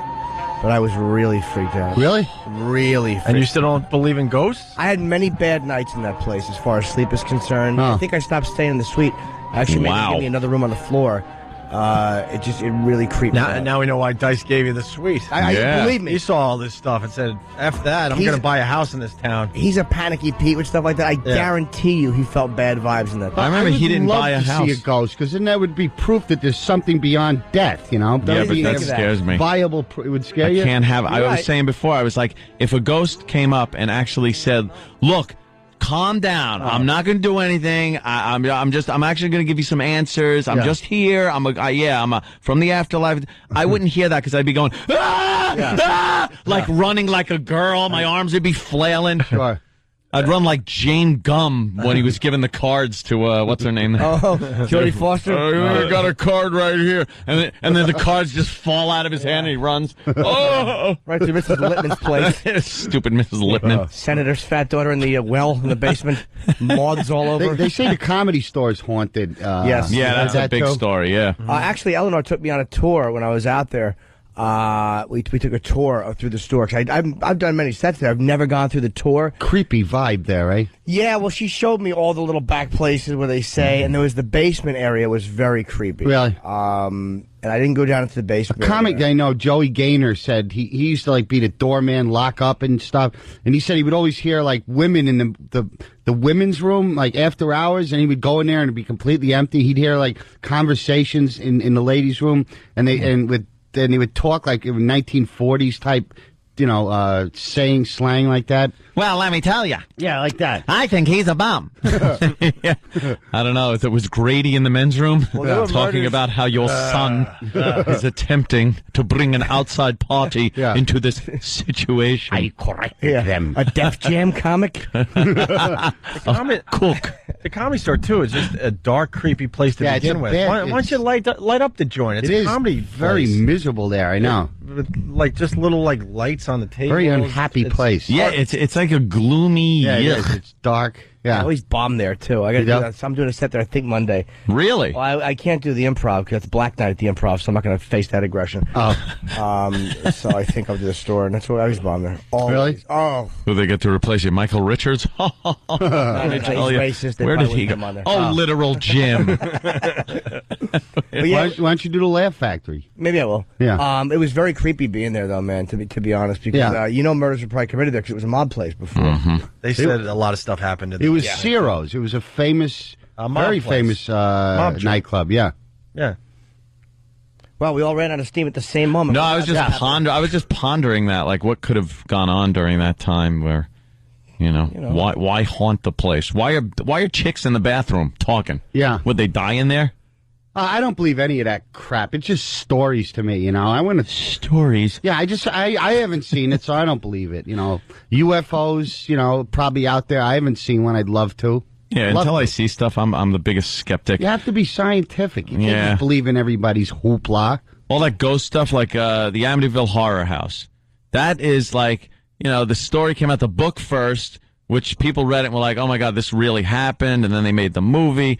And then the people that moved in after the other people moved out. George Lutz and his wife. Did After you ever read the Lutzes moved Amityville out. Horror? The green slime was dripping out of the wall. It tasted funny. It tasted funny. Running there with a Ritz cracker, this green slime coming out of there. You would maybe smell it. You wouldn't taste it. Let me taste this stuff. That was a scary book, though. Yeah, very scary. And the flies all on the wall and everything, and in the windows and stuff. And then the next family moved in. It was like, man, nothing is happening in this house. That was creepy because Ronnie DeFeo, bad boy Ronnie. I mean, he murdered his family. Yeah, he murdered his family. Heroin addict guy. We used to take road trips to the Amityville Horror house, and at night it was just scary to see from. I've never seen it. You'd from freak the yourself out. Yeah, we'd be freaked out. I love Halloween. I love all the movies on TV and stuff. I get it. I enjoy it. Yeah, is it still there? Yeah, they remodeled it, though, so it doesn't really look as much like it did. Like that whole, the barn side that had that weird window in it. That looked like eyes, kind of. Yeah, those two windows, those quarter windows. Yeah. They did that because they don't want people... They got rid of those. Just to this day, people are still driving by, and they finally got And sick that's of the that. image everybody remembers of the house, that side of the house. And you couldn't really see it from the road. you had to kind of go on the side of the house to see the part of the house that was really recognizable. Okay. It was right on the water. Still is, you know. But the people that live there go, no, there's been nothing that has happened in that house since then. Jody the pig. Remember, the girl said she saw Jody the pig up in the window at the red eyes? Yeah. Hey, Danny, what video are we watching? This we should turn this on to the listeners. This is creepy. We'll link this on ONDayRadio.com, but it's a whole montage of possible ghosts. It's just it's a compilation of like the best ghost videos that are out there. Yeah. Okay. Why is the door just flying door open just like flew that? Up and some of them are like whatever, but some of them are extremely creepy. You know what? It was right at the beginning of those stupid things where they tell you to look at something and then a real scary face would come up with a noise. You get those emailed to you, and one was look at this picture. And see if you can, you see like a ghostly image appear in the chair. You have to stare closely, and you hear it talking. So turn your speakers up. And this is before, believe me, I don't fall for those anymore. But I'm looking, and I'm staring at the screen. Dude, it felt like an electric shock went through my body when that face came on, and the sound got really loud. That is one of the best gags in internet history. Oh, yeah. To scare the crap out of you because you turn the volume up and you're staring at one spot on the screen. There is a better one. Which one? The one we talked about. Oh, the boss is a... The boss is a C. Yeah, I still don't find that as good, but that is a good one. What is this now? It's just a montage of just... This house that they claim was haunted, but again, everything they're doing that you're seeing could be done with strings. Yeah. Strings. It's smoke and mirrors, I tell you. Yeah, what's supposed to happen here, Danny? I don't know. They don't tell you. I watched this one. Oh, you get a little something went through the frame. I mean, obviously, some of the stuff is most likely a hoax, but there are some really weird videos that's part of this compilation video. It's like a 10-minute video, so there's like 50. Yeah, we'll link it up there. People can check it out for themselves. Like the camera movement is creepy. Mm-hmm. Like I don't know. Like the ghost is moving the camera. Oh, it's moving by itself, but I'm not buying it. So, bunch of crap. Old film from the 70s. Listen for a strange sound. Sounds like some of these videos it's more audible, but there's other ones where it's That's from the 70s. There's definitely visual things happening. It's not bad video for the 70s. What are you doing on Halloween, Ope? Me? We might throw a party or something. Yeah. Are we? I'd like to know because I have a gig. I'll cancel. We might throw like a radio show party. Yeah. Dress up as something silly. I don't dress up, actually. Anthony likes to. I usually just dress in my Renaissance Fair clothing. Oh. All right, we're going to take a break. We'll link this video that we're kind of taking a peek at. ONDayRadio.com. Otto from Otto and George, OttoandGeorge.com. But Cleveland Improv, end of the month. Cleveland Improv and Halloween night, I'll be at the Parsippany Holiday Inn, the Otto and George Halloween Ball. Ooh, that's going to be fun. Costume prizes and all that. Ooh. Parsippany. All right. We'll finish next. Opie and Anthony. Talking with Otto from Otto and George today on the Opie and Anthony Show. Otto, a huge movie buff. Sometimes. Not into the porn as much as just checking out an old flick, right? I've seen enough. But you always have like the best movie references, and you just watch a lot of movies. Yeah, student of film. I do. Yeah. Recently, I really wanted that Al Pacino movie to be good, but that was great. Was it? Oh yeah, Come on. It's all how you look at it, Otto. They used to have such. Yeah. And I borrow George's shoes. Oh. I got little lifts on my feet. Is that Al Pacino? It's the new Al Pacino. Yeah. God. Yeah. What happened? Anthony does the early years. I like the early one. And I like. Current, Al. See that man over there? That's Luca Brasi. Oh yeah. He works for my father. Yeah. And then what happened? All of a sudden he's, well, God, it's a big practical joke. Was it from smoking Gotta or yell. screaming in Both. movies? Both. I don't know. He started doing theater acting on film. It was just weird. Oh. Yeah. Oh, I see what you mean, yeah.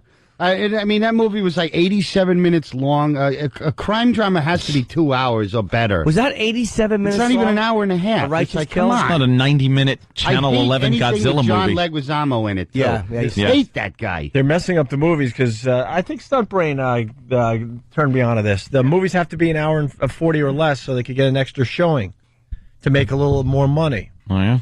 They're thinking about the bottom dollar constantly now. So they're like, But more not even showings 90 mean more minutes? money. It's got to be no more than Hour 40 is 100. 100 minutes. So it doesn't have to be. So the actual film is about 87 because then you got the previews and all. Yeah, okay, but I mean, Titanic is the highest grossing movie of all time. That was 3 hours. I understand that, but you can't. For Dark the most Knight. part, you can't put 3-hour movies out there. Well, they knew it wouldn't have. The formula is they try to do an hour and They had 100 minutes. They had to make as much money quickly as they could because the word gets out quick that it stinks. Yeah, that's exactly it. You didn't like The Dark Knight? I liked it. I didn't think it was great. Heath Ledger was great. Oh yeah, he was amazing. It was a great. I just don't care about superhero crap. Mm-hmm. What about Iron Man? No, not it. I'm tired. Did you watch of that Iron Man? crackhead. You know, every performance he does, they just say how wonderful Robert Downey Jr. is. All right, enough of him. Yeah, it's kind of good. Tropic Thunder. I'm not going to see anything with Ben Stiller and freaking Jack Black. It was a decent movie, very overrated, but it was funny. Right. Not a big fan of. Please. Jack Black is quirky though. Yeah, okay. Oh, what a guy! What's your problem with Ben Stiller? I just think he's not funny to me. He's not a funny human being. He's, the movies suck. I don't know. How about the Meet the Parents moments though, huh? Well, I don't know. I'll watch that, and I don't think it's anything great. Meet the Parents really wasn't that bad. I enjoyed the first one. The second one was comedy. awful. The second one was awful. Oh, and then the other thing about Tropic Thunder, it's like everybody goes, well, it's taking a stab at Hollywood. It's like it's a Hollywood movie. Ben Stiller's part of Hollywood. You can't lambaste yourself. That has to come from an independent or an outsider or the audience. They were getting edgy. Spoof. Yeah, stop it. You got to see Tom Cruise though. Yeah, is he good in it? He's really yeah. funny, So you really laughed. I mean, how many times did you laugh out loud? I saw it with Patrice and Bob Kelly, and we were laughing pretty hard. Laughing out loud? Yep.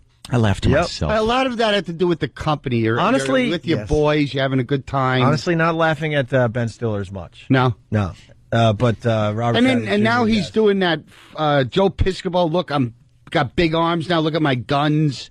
Stop it. That really makes does that make you angry? Guys funny when they're really buff. No. I like a well-built comic. What was the last good movie you saw then, Otto? It's going to be some creepy reference from like the mid-'70s. Freebie and the Bean. What's wrong with that? Freebie and the Bean. 70s was a grand time for filmdom. It was. To say it was the last good one. You schmuck. There's nothing good now. Come on. I beg to differ. All right. What was that new Meg Ryan picture? I just saw Religulous. What was it?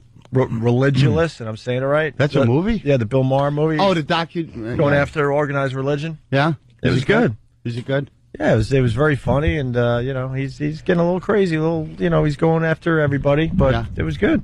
We had Don't you hate his smug face? Don't you want to just punch it? He's a big with his combed back gray hair and that giant forehead. Yeah, he's just goes straight up. I don't hate Bill's head at all. Smug idiot. Jimmy loves Bill Maher. Over intellectual. Jimmy loves Bill Maher. Does he? do. Yeah, I don't believe that. I do. He has to. You friends with him? That's not Jimmy saying. Same management? I'm saying it. No, his HBO show follows Bill Maher's show. Oh, Friday night at midnight, my friends, down and dirty with Jim Norton. I actually forgot about that.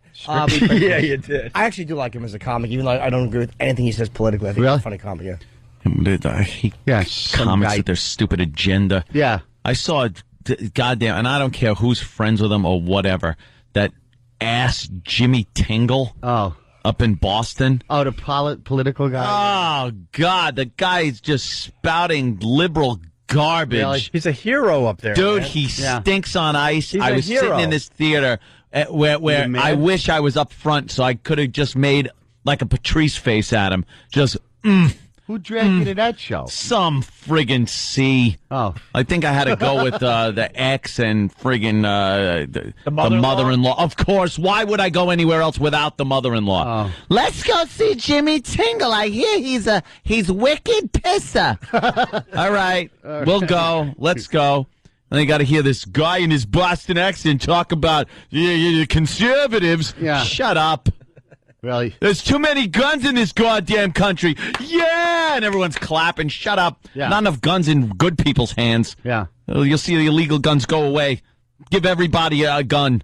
Everyone gets guns. You're not his target audience. You with the Charles Bronson fixation. Oh, I know. I love that. Yeah. Paul Kersey. I'm right there in the audience. Would you like to meet him? So you don't like... that was the best line ever. Oh, yeah. Yeah. After Jeff Goldblum, yeah. Yeah. Jeff Goldblum's line was great. Oh, yeah. So you're not a fan of Mr. Tingle? Huh? I hate Jimmy Tingle. It's sad because Boston brings us a lot of great comics too, man. Well, you know what? A lot of Keep great them comics there. that come out of Boston. Keep them there. Oh, God, now we got to look at Debbie Harry.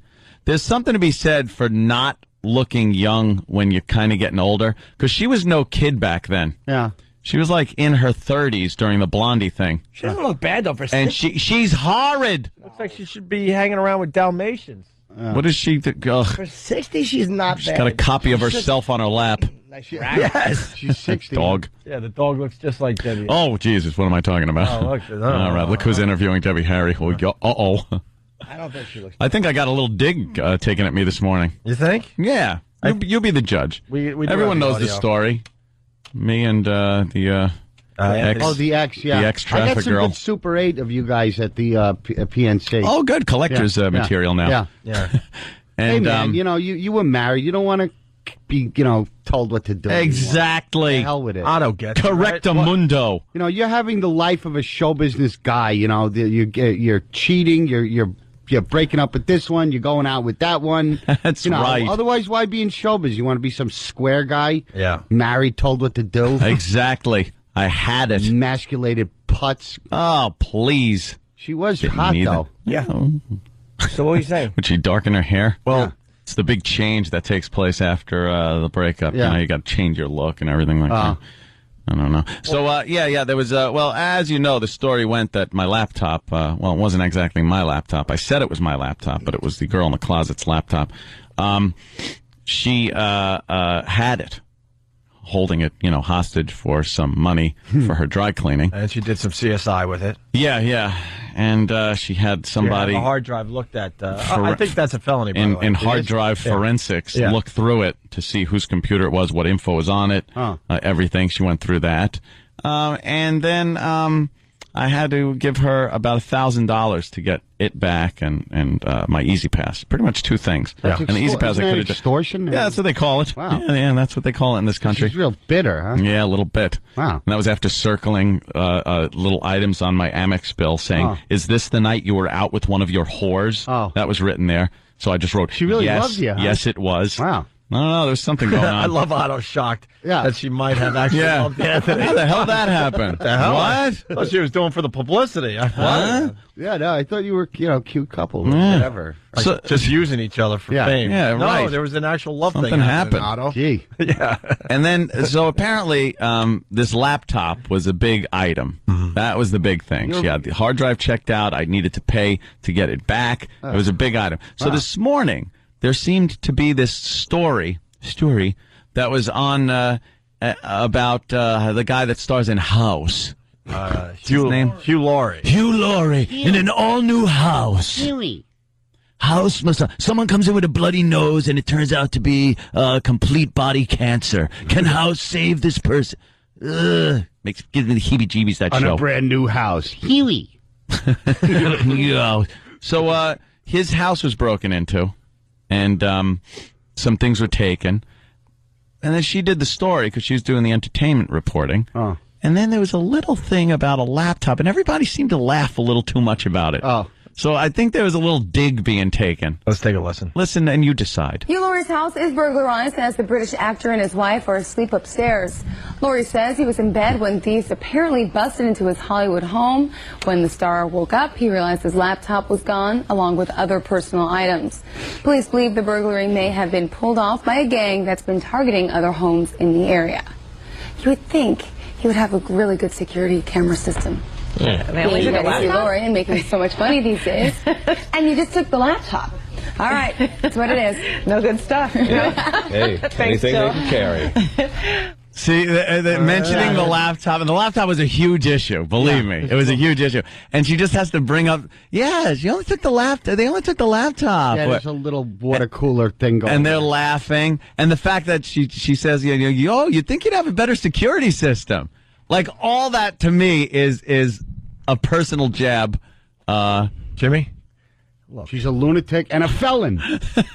After, when you drop atomic weapons on a country, okay, and that country is interviewed, and they go, "Yeah, damn America, you can't drop more atomic weapons on them." No, I don't plan on dropping any more atomic weapons, but yes, I understand that. But I wasn't saying, "Oh my God, how dare she?" Yeah, no, I'm just pointing out that there are little barbs being taken. I love the fact that you're like, how dare she do this to me? No, I'm not even saying. You know something? I'm not even saying. After what she got to check out. So what was the main problem? That you had fornication with another girl during your relationship? Yes. Was it an exclusive relationship? Had you spoken that to each other? Apparently, we had drifted into that area. Oh, okay. Said they loved each other. Like, you I'm never said constantly we're just gonna on see that. each other? I mean, I'm constantly on that little raft that just drifts into that zone. I don't know how to. Yeah. I need to paddle away from it. Yeah, girls always have to move the relationship to the next level. Yeah, it's got to always moving forward and getting it further. And they want to know where it's going. And in there, where are we going? You know where we're going? The bedroom. Yeah. Let's have some sex. And then, we'll see what happens down the road. Don't push things. Nature pushes them that way because that's what they look for, a guy that can provide for them because they got biological clocks. Yeah. I'll provide. Just don't screw with me. Yeah. Leave me Just alone. let me have, let me girls in be the able to closet. do whatever I want. Yeah. I just want to be able to do whatever I want. That's all. Is that asking too much? I'm a grown man, for God's sake. I had to listen to stupid mommy tell me what to do for all these years. You get out of the house finally. You get your life together. You scrape your life together. And then all you do is constantly get into crap where more women are telling you what the frig to do. Is your mommy, Enough. Is your mommy still telling you what to do? Oh, yes. Enough, Mom.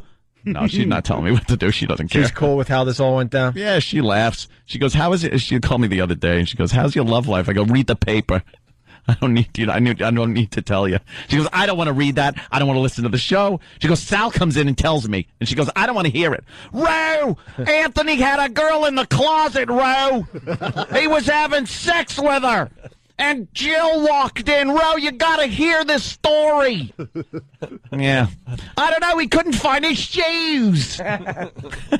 do Dice giving Jimmy the sweet again with the haunted sweet. Hey, Jimmy, I got a house over here. So I'm over here now. So you could be over there now in the haunted house at the Stardust. You want to go over there? Sometimes you'll hear some balls clanging at night. On the pool table is balls. Oh! I'm scared of the place. That's great. I stayed there one night, and this ghostly apparition appeared. Something that's been dead for years, and it scared me. It was my career.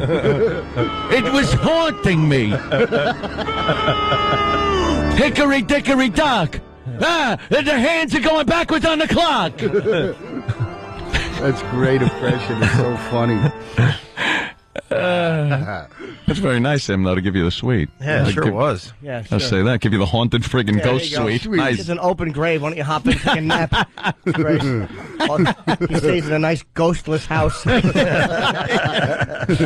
Yeah, I heard when he was shopping for a house years ago, he found a house that would have been perfect for him, but the address was 666. He's weird with stuff like that. And he Very wouldn't take it. superstitious. Yeah, he doesn't go with it. He wouldn't even go into the house. As a matter of fact, that was it. It wasn't even that the house was perfect. He wouldn't even go into the house to look at it. Yeah. He saw the address and went, no. That's scary. The sign of the beast. The sixes. I saw the omen. The kid had it on his head, right on his noggin, 3 sixes. That was scary. Damien. Dice. You're really doing him good. Dead on. What about The Exorcist, Dice? Huh? The Exorcist. Hey, the power of Christ compels you. Yes. Huh? The power of dice compels you. The power of dice compels you. You hear me? I hear you. The power of dice. And, some green stuff was flying out of her mouth. A gush, a gush, a gush. It was like banana juice, but green. I didn't understand. And then this crazy broad takes a cross, and she's a gush, gush, with the cross. And then she says things about her mother doing something in hell, sucking on something. Oh, online at the bank.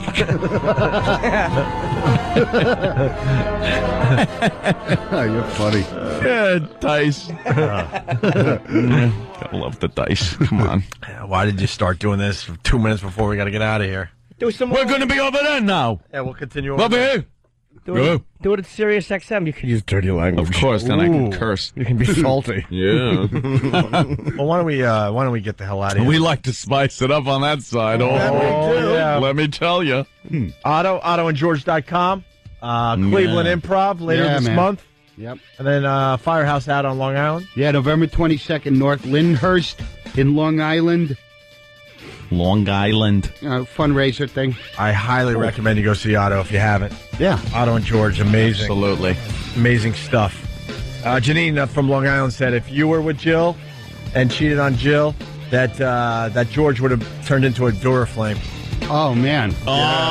She would have burnt. That would have been terrible. There was a fire, too. But he goes up faster than Richard Pryor. And Jimmy, come on, HBO tomorrow night after Bill Maher, Down and Dirty, at midnight. It's myself, Whitney Cummings, Anthony Jeselnik's really funny, Florentine and Artie Lang. Midnight, just TiVo it or DVR, whatever you do, if you're going to be out and about on a Friday, as most of you will be. Cool. Right. Please. We'll see you guys tomorrow. Bye. Thank you. The Opie and Anthony Show. It's the Opie and Anthony Show. But enough of this palaver. Let's get the show on the road. Oh, hello, Otto. Otto made the walk to Sirius XM satellite radio. When are they changing that name? It's so obvious it's going to be changed. Another 6 months or so, Ant? What do you guess? Sirius XM? I don't know. I think it's going to be a while. I think to keep the confusion down until we're at a point where we can just, one unit. We understand what's the programming and everything. It'll be Sirius XM. I noticed Sirius did the right thing and threw us up on their front page last night. Oh, did they? Hell yeah, man.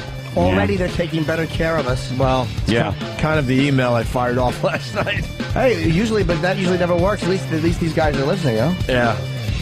Are you guys going to be changing studios? What? Otto, I can't hear you. Is that mic on? No, I think our music might be a little loud today.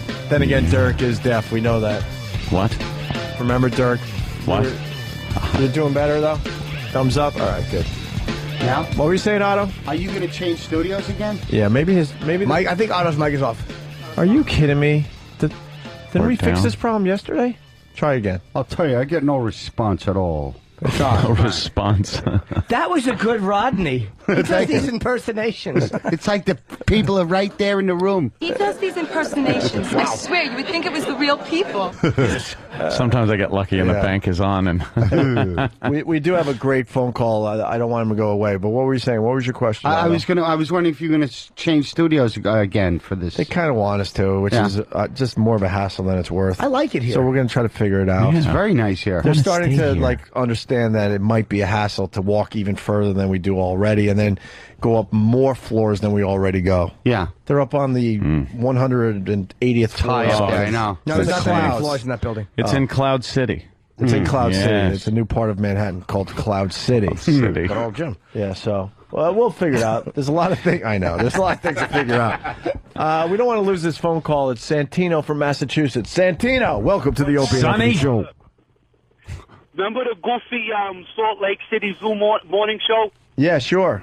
Well, when you guys were cracking on him, right, I played the audio to the night guy. I kept calling him, he kept hanging up on me, and I kept playing the audio of you guys cracking on them. Yeah. And he called me back and left me, I guess, what he considers a nasty voicemail. You want to hear it? Yes.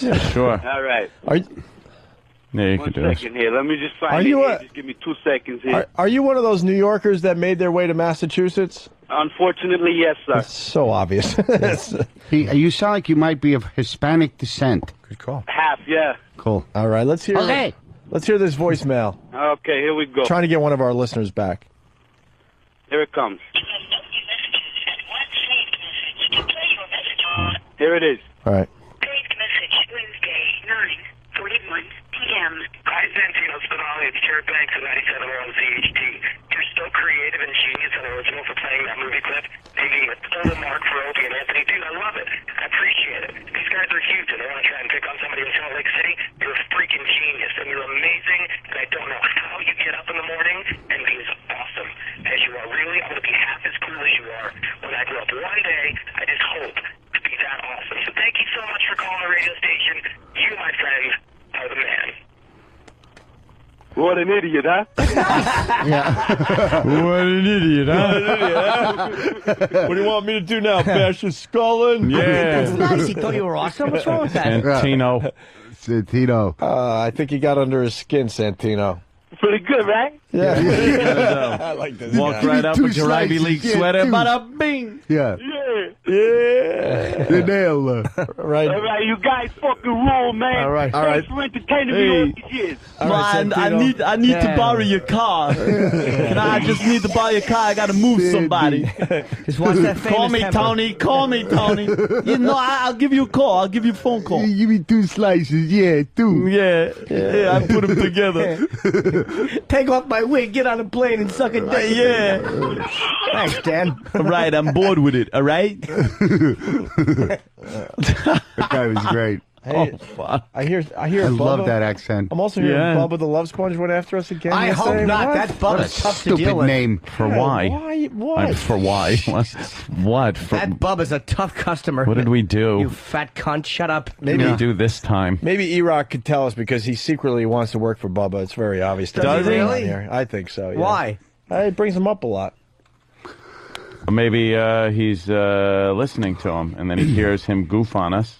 Where's E-Rock? In some way, shape, or form. If E-Rock, did E-Rock hear this? No. Crazy. If you're searching for Iraq, at least you could eliminate all the gems in the city. Queen City yourself. Nothing. Yeah, it was good. We got a lot of girls around today. Ooh. Girls. A lot of good smelling There's girls. Girls here. Girls.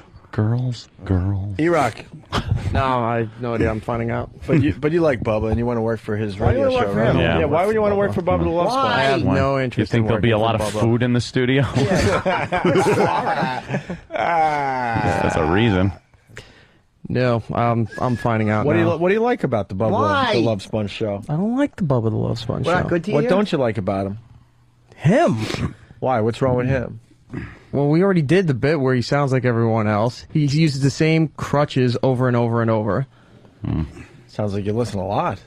I know over and over about, and over. Oh, yeah. Yeah, What's that's right. some of his crutches? If he doesn't know what he's talking about, he'll say he'll try to change off the subject, saying, "But it's inconclusive at this juncture." He says "juncture" all the time. Juncture. And if he doesn't know the details of a certain organization or the way things run, he'll say they pull something kind of Jones deal. So he uses Jones in places that doesn't make any sense. Like you are now, right? Exactly. Okay. So what did he say about us? I don't that know. was, I'm finding out. Why do you say stuff about us? Yeah, when you were listening yesterday, you know. I thought he was What'd you leaving. hear? If we like, what? Why doesn't he just go ahead with his promises that he makes? Like if we sign on, he's leaving. Like Yeah, where is he? Where does he where go? is he going? Beat it, fat boy. That we weren't going to be re-signed 3 years ago. I think he said that when November rolled around, we were going to be fired. He knows this for a fact, and then you know it rolls around and he just doesn't say anything about it anymore. Well, these guys are going to be right eventually. All the haters out there, they'll Oh my be right God. eventually. I told you they'd be out of New York. It's been friggin' 12 years. Right. I think you could call that a pretty successful career. He was talking about us signing contracts. What was he doing? I imagine What? it was very funny, whatever it was. We're trying to get to the bottom of that. So His all DVD right. must be really funny. Yeah. Oh my God! I just must. He's got a DVD out. I think that's hysterical. Really? What's on his DVD? I don't know. I'm sure E-Rock knows. Copies are sold out. Yeah. I bet. Fuck him. Yep.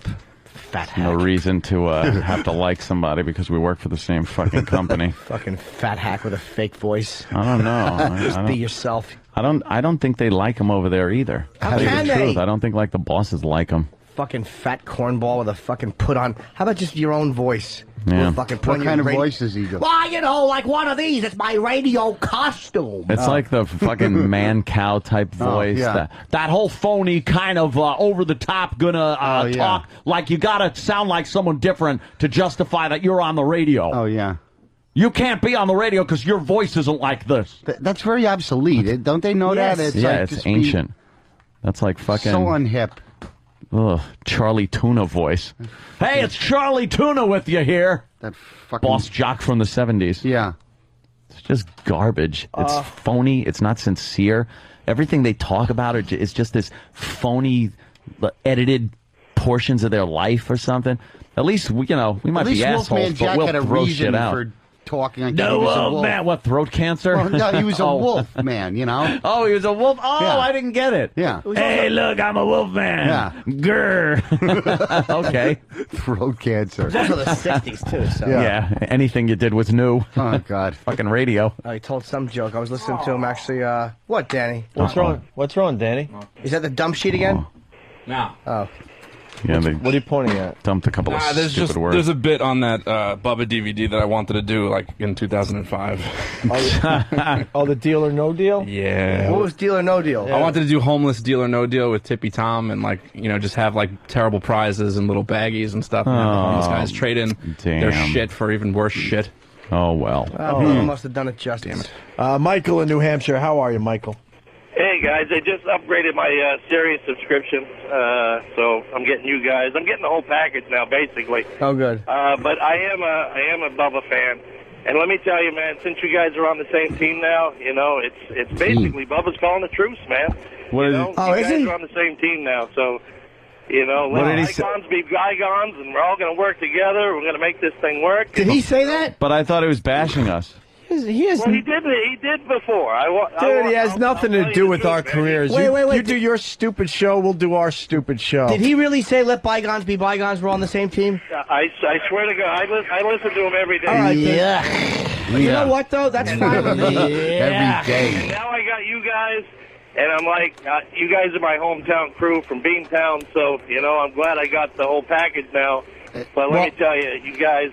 Instead of live free and die, why don't you just die? I was, all right. No, you know what, man? Thanks. I was trashing once again. I don't hear I'm not going to bash a guy who's like saying let bygones be bygones. Oh, please. Well, I won't. He's Again. not important to our careers. Shut up. Bash him. Stop trying to level yourself up to other radio shows. I just personally Stop would. being the high road good guy. Not at all. bullshit. Jim, No, that's I'm just telling you, bash him. I would Otto, listen that's to Jimmy's the- new bit. He wants everybody just Fat to get hack with along. Not at all. Jimmy tells the truth how he sees it. I wouldn't fucking do it. Fat hack with a fake voice. More of that. Yeah, exactly. I can't be angry if a guy's that's not what bashing got us me. where we are right. today. If a guy's bashing me, I'm angry. I don't make it up just to be shocking. If a guy's mad, He said bashes some me, dopey, stupid shit. Then I And, attack him. just I do got your you. show. We'll do our show. Go away. but I should listen to the audio Go first. away. And I don't. Kevin from Connecticut. Hope we have audio of the People's Morning Show bashing you guys. Want me to call it in? Yes. Yes. Hey, our job is to call it in. Don't you start. All right? Hey, we got go. something. Self-deprecating We humor. got something that we can't play at the other joint, so why don't we play it here? What is it? Well, we all love that song, We Are the World. Yeah. Do we? Well, sure. I know Kevin Meaney likes it. It's been in his act for fucking 30 years. It was relevant for the first. It was relevant for the first year, and for the last 25, it has not. But I got to tell you, that hasn't stopped him. the first time I saw him do that, I was laughing my ass off. It was very funny. Then I went and got my first driver's license and started liking girls.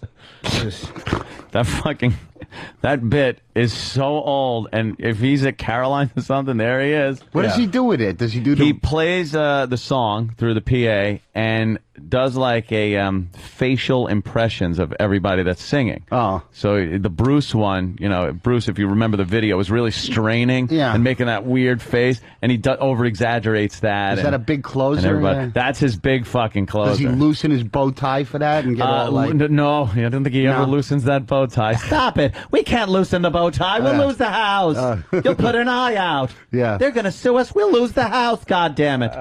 Yeah, I know. You're going to lose the house. How about losing the house by fucking trying to blow past security at the airport, you dummy? Is that what he did? Remember that one? No. This was like 9/12. He decides to make a stand. Oh, really? Yeah. But he shoved the security guy? Yeah. And then they kind of held him at fucking M16 point. Wow. Kevin Meaney. That's great. You put an eye out with that bayonet. Harmless comedian. Oh, I know. Totally. There he is being rousted by the military. Yeah. Good. Rousted. Let's say hi to CJ in Charlotte. CJ. What up? What up, CJ? Yo, I don't think Bubba was trashing you guys yesterday. I heard the show on the XM side. That guy Spice Boy, because Bubba wasn't even in the studio. He called. He replayed the show, I believe, from when you guys first went to XM, and that's all that was. So. All right. Why did he replay the show when we first went to XM? No idea. He's a jerk. Because they just found out yesterday that they were actually on the XM side. So. Oh, really? Yeah. He's just a jerk. He said he couldn't be part of Right. the same company. So it's time to put up or shut up. He broadcasts out of New York or what? Florida. I don't Florida. know. I honestly don't know. We Are the World, Japanese people doing the song. See, we can't do this at the other joint. Let's take a listen. Why can't we do this? I just assume we can't because it's an Asian. Sure. Oh, yeah, I'm sure they're singing it, right? Well, what is it? Japanese people impersonating all the characters in the We Are the World They're song. ripping off Kevin Meaney. They're kind of doing it.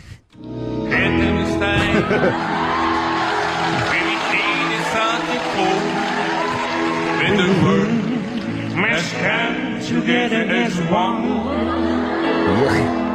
We are the part of There's a sword we're falling on. I should play this for my backyard neighbor. Yeah. My new neighbor. Isn't that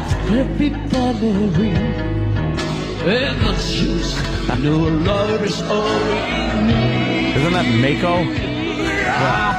There you go. He's done your job, Captain. Yeah. Mako's in everything. Oh. That's. Oh, God. Love you, Lord.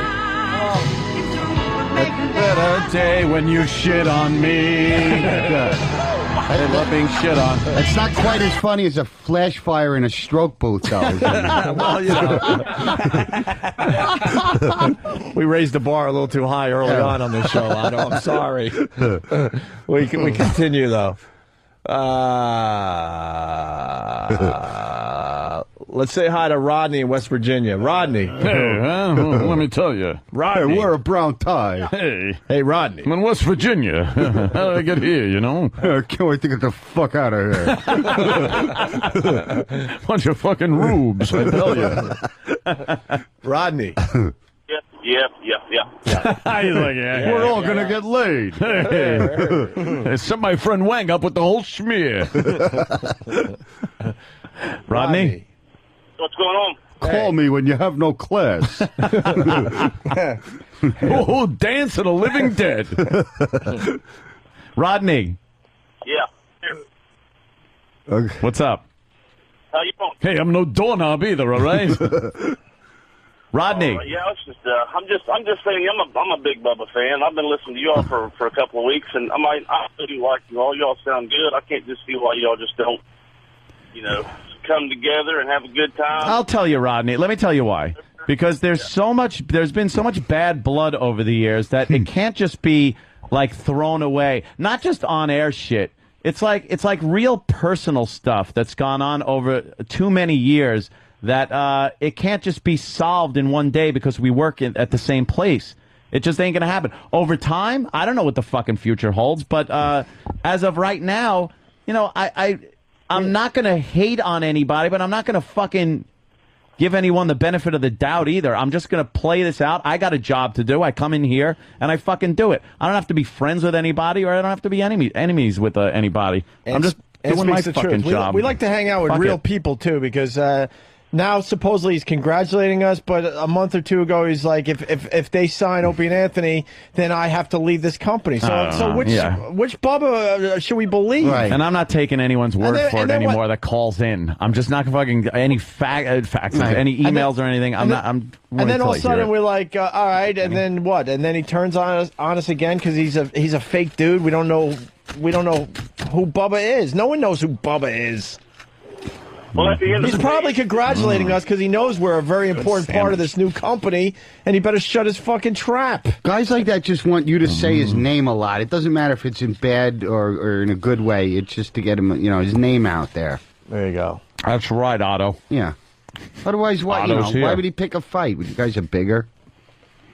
Oh, bigger. I thought we had to dump out of that. Oh. I thought you were saying... Rodney, there's no dumping on this side, is there? Rodney, no, thanks for only your when you phone say call, bigger with an N. Oh, yeah. Oh, okay. Bigger and stupid. Let's say hi to Tom in Florida. Tom.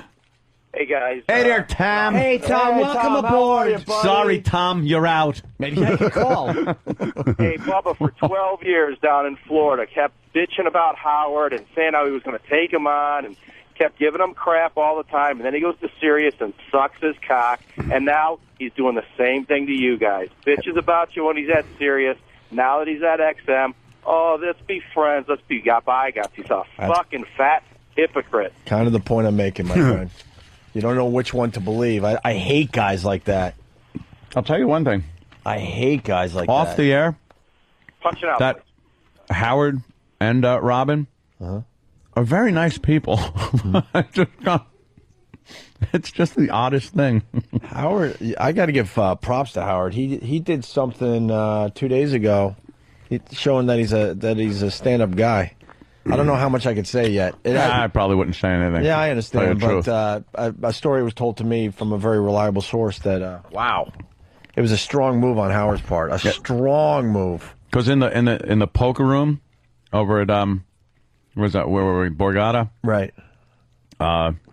He was totally cool. And Robin, she was. I mean, on the air, we've fucking said horrific things about each other. Never take them back. It was on the air stuff, whatever it was. But it's just weird. Very fucking weird. Well, our lives have all collided lately, and it's in this mess of satellite radio. I see Robin at the gym. I've seen her at the gym a couple times. I've seen her just down the street because now she lives in the neighborhood. I pass by her building every day. I've never seen her. And we all just kind of get along. It's not Howard Love, you asshole shit dick motherfucking Kev Slider douchebag. Oh my God, Kev Slider! I know you're a fan. What happened? I know you're big, but I gotta set a precedent. I gotta set a fucking precedent. What happened? I gotta set a precedent here first. Kev Slider, I'm sorry. You're fucking gone. There you go. Sit out the day. Sit the fucking day out. And I'm tired of it. Yeah, pick on the black guy. Sorry, Kev Slider. Is he black? Of course he is. Get him out. You can't say anything on Pal Talk when he's on there. When he comes in the room, well, half my conversation is gone. It's all about Can't Slider? say anything. It's all about Slider? Yeah, he goes, enough with the Howard Love. It's like, not Howard Love. No. See, this is another part of just talking honestly on the air. Do you want us to be fake and phony and carry on a phony war thing or whatever? Yeah, there's still some hurdles that we'll never fucking get over. But I'm just saying, off the air, the people seem to be very cool. What the fuck is the problem with saying that? God, perish the thought you're honest on the air. Jesus Christ. Good. We'll just give you phony radio. How you doing, everybody? How are things going, Ope? Good? Fantastic. Yeah, everything's going great in my life, too. I'm not going to talk about anything. Relationships, nothing. We'll talk about fucking fudge sheets or anything else. You get nothing out of me anymore. You get phony shit. I'm enjoying this version more, actually. Yeah. It's lighthearted. No one gets hurt. You got to do you're not doing the fake voice though, Jimmy. I'll tell you this much. Wow, gained a lot of respect. What I heard. If I It went down 2 days ago, and that's all I can say right now. But wow, it was a strong move on Howard's part. Strong. Has nothing to do with us, by the way. No. Oh. And Ant suggests that we say no more for now. No, I wouldn't, because who knows what What's it rhyme with? the intent was, and if it should be, confidential or something. That's his business. I think the intent was from a good place. Yeah. I really do. No, I didn't mean it that way. I meant I'm eating a sandwich on the air, and it's very rude. No, it's not. You're fucking Anthony. You do what you want, man. Thank you, Jimmy. Boy, I'm You're having right. some fucking grapefruit. Well, I wish somebody would say something. I love that grapefruit. That's the Park Meridian grapefruit is a horrible fruit. It's not. It's a bitter piece of Steve shit. Harlisi is a horrible fruit. It's bitter. Exactly. I don't like bitter. I like an orange that size. That would be great. But a grapefruit is always bitter. Love grapefruit. Isn't it? Someone agree with me here, for God's sake. What happened? It's not as bitter as I remember it. Grapefruit. It depends. You got to get the pink grapefruit. Suck that cock. Got to get a little pink. That's a pink grapefruit. You're all right. You're fine. Let's say hi to Jeff in Ohio. Jeff. Hey, you guys. Hey. Hey there, Jeff. Welcome aboard, Jeff. Hey, I got a kind of a question here. Do you guys think that it's a hidden underlying motive for Bubba, because he's not going to get any additional viewers from your fort or your camp if he comes in bashing you? Yeah, it's funny. He's going to get some bleed through, possibly. You think he's got a lot of viewers now?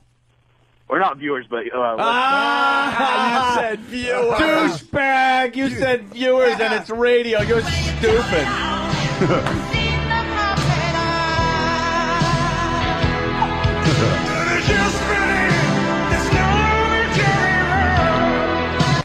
Let's say hi to Matt in Jersey. Matt. Yeah, how you doing? I just wanted to let you guys know that the lieutenant that ordered that guy taser just killed himself. Get the fuck out of here. That's a big story here in New York. Is it a big national story? The I'm sure it is. The naked guy that got tased and ended up dying from it? How did he die? Not from the actual... From falling. From falling, right? Yeah. Everything is a national story these days. Yeah, hold on. We're just trying to set it up here really fast. So, that's terrible. Naked, crazy guy uptown, and they ordered a tasing to calm him down. He fell, and he ended up dying. And now you're saying... All the king's horses and all the king's men. Couldn't even put them together. The lieutenant that Terrible. ordered it just killed himself. What the fuck? Here's the story. What the... Why? A New York Police Department... Guilt. Thanks for the heads up, Matt. A New York Police Department official says the lieutenant is dead of an apparent suicide days after he ordered another officer to fire a stun gun at a naked, distraught man who then fell to his death. The police official says the lieutenant was found at Floyd Bennett Field in Brooklyn early Thursday, dead of an apparent self-inflicted gunshot wound. It wasn't clear when he died. Wow. That's terrible. Guy made a bad call on the spot. You don't fucking shoot yourself. It just goes to show you, though, these cops, when they make these decisions, and sometimes they go a little awry, and there's outrage in the communities, they think these cops don't give a shit, don't care. You know, I think this kind of shows they might have a little guilt in some of these situations. Wow. That's pretty bad. Well, that's terrible. Wow, man. That's terrible. I'm sorry. Thanks for that, Matt.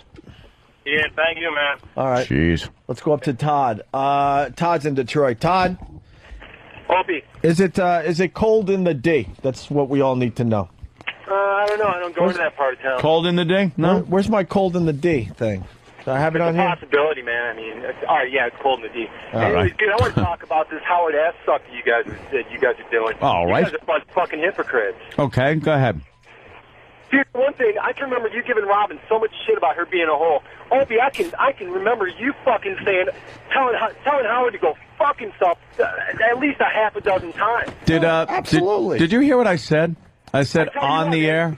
That's what sucks about doing the show. Sometimes people hear what they want to hear. Anthony spelled it out I said on the air, we've been horrific to each other. And then I just said in the rare instance where I met these people off the air, they were nothing but nice. I didn't say I'm going over people's houses. I didn't say I'm kissing people's asses. I didn't say anything. I'm just saying that in meeting these people off the air for a very short period of time, I found them to be nice.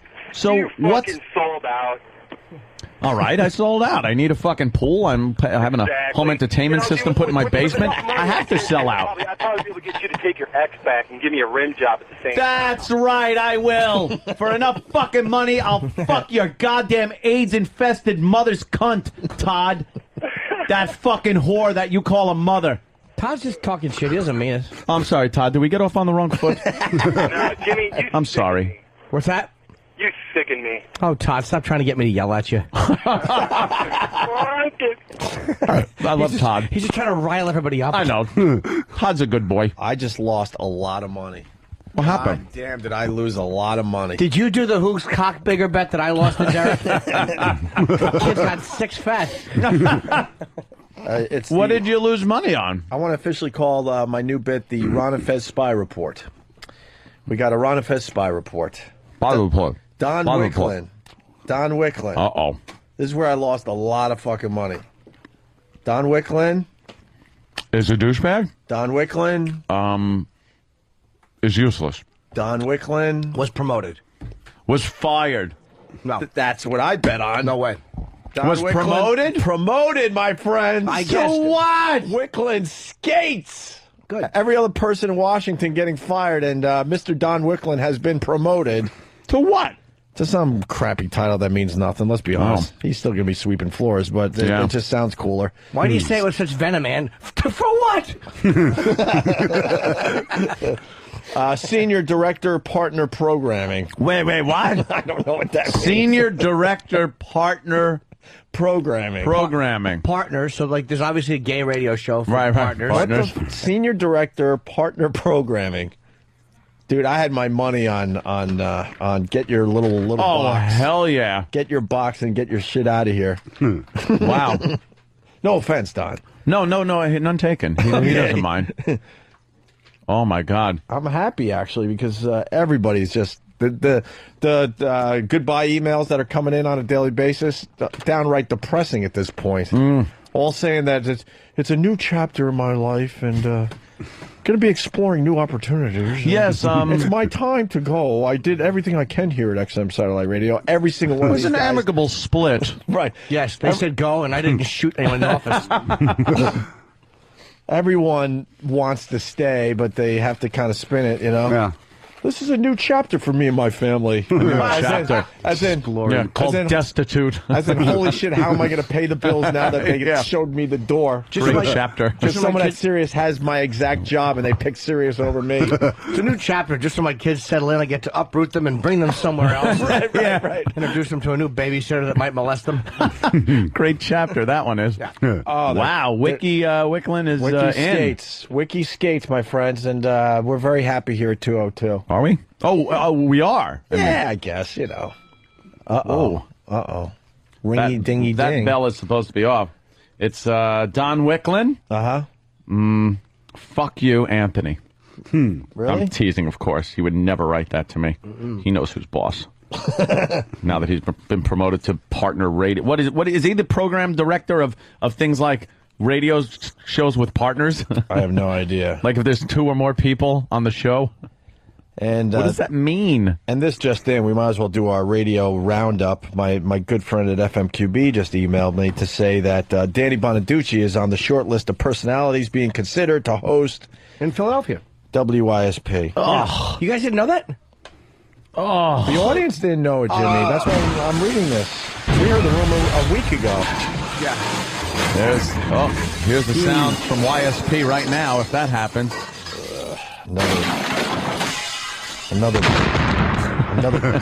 another wonderful. Great move by CBS. Good move. Terrific. God, why would they do that? Because the guy who's running the show doesn't like our show. The guy in Philly, I'm sure, doesn't like our show. Obviously, we knew that. Yeah. He doesn't like our why show. put in a show that has a following in Philly and an audience? And Why do that? Nobody above him will just say, "Now you got to use the show." Another brilliant move. Yep. What can I tell you? Let's say hi to Pat in Belmore. Pat. Hi, guys. Hi, Pat. I really don't understand why all these people are spewing venom at you because you're not constantly berating everybody else in the industry. I'm really happy that Artie Lang's going to be on tomorrow night. Yep. With Jimmy. I'm going to be tuning in to tomorrow night at midnight. And I think it's good. There's enough venom out there. I mean, F. Bubba, he's a piece of crap, but that's much enough. Yeah, we're all the comics have always remained friends, and like Jackie, I never knew.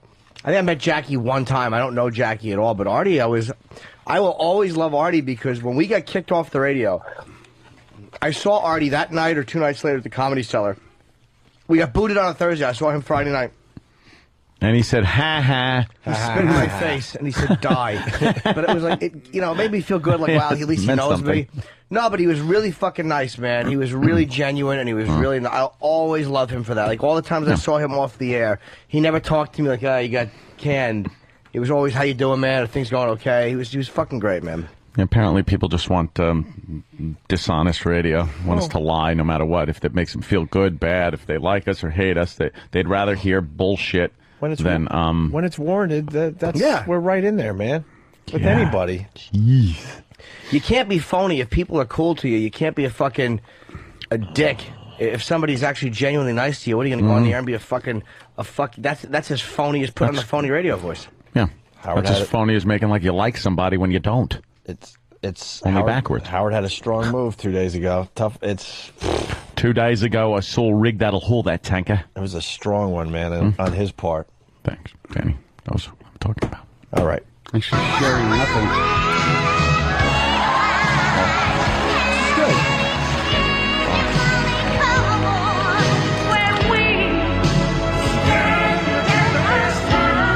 The Enola Gay flying above the target. There it goes. Colonel Tibbett flying the Enola Gay over primary target Hiroshima. There you go.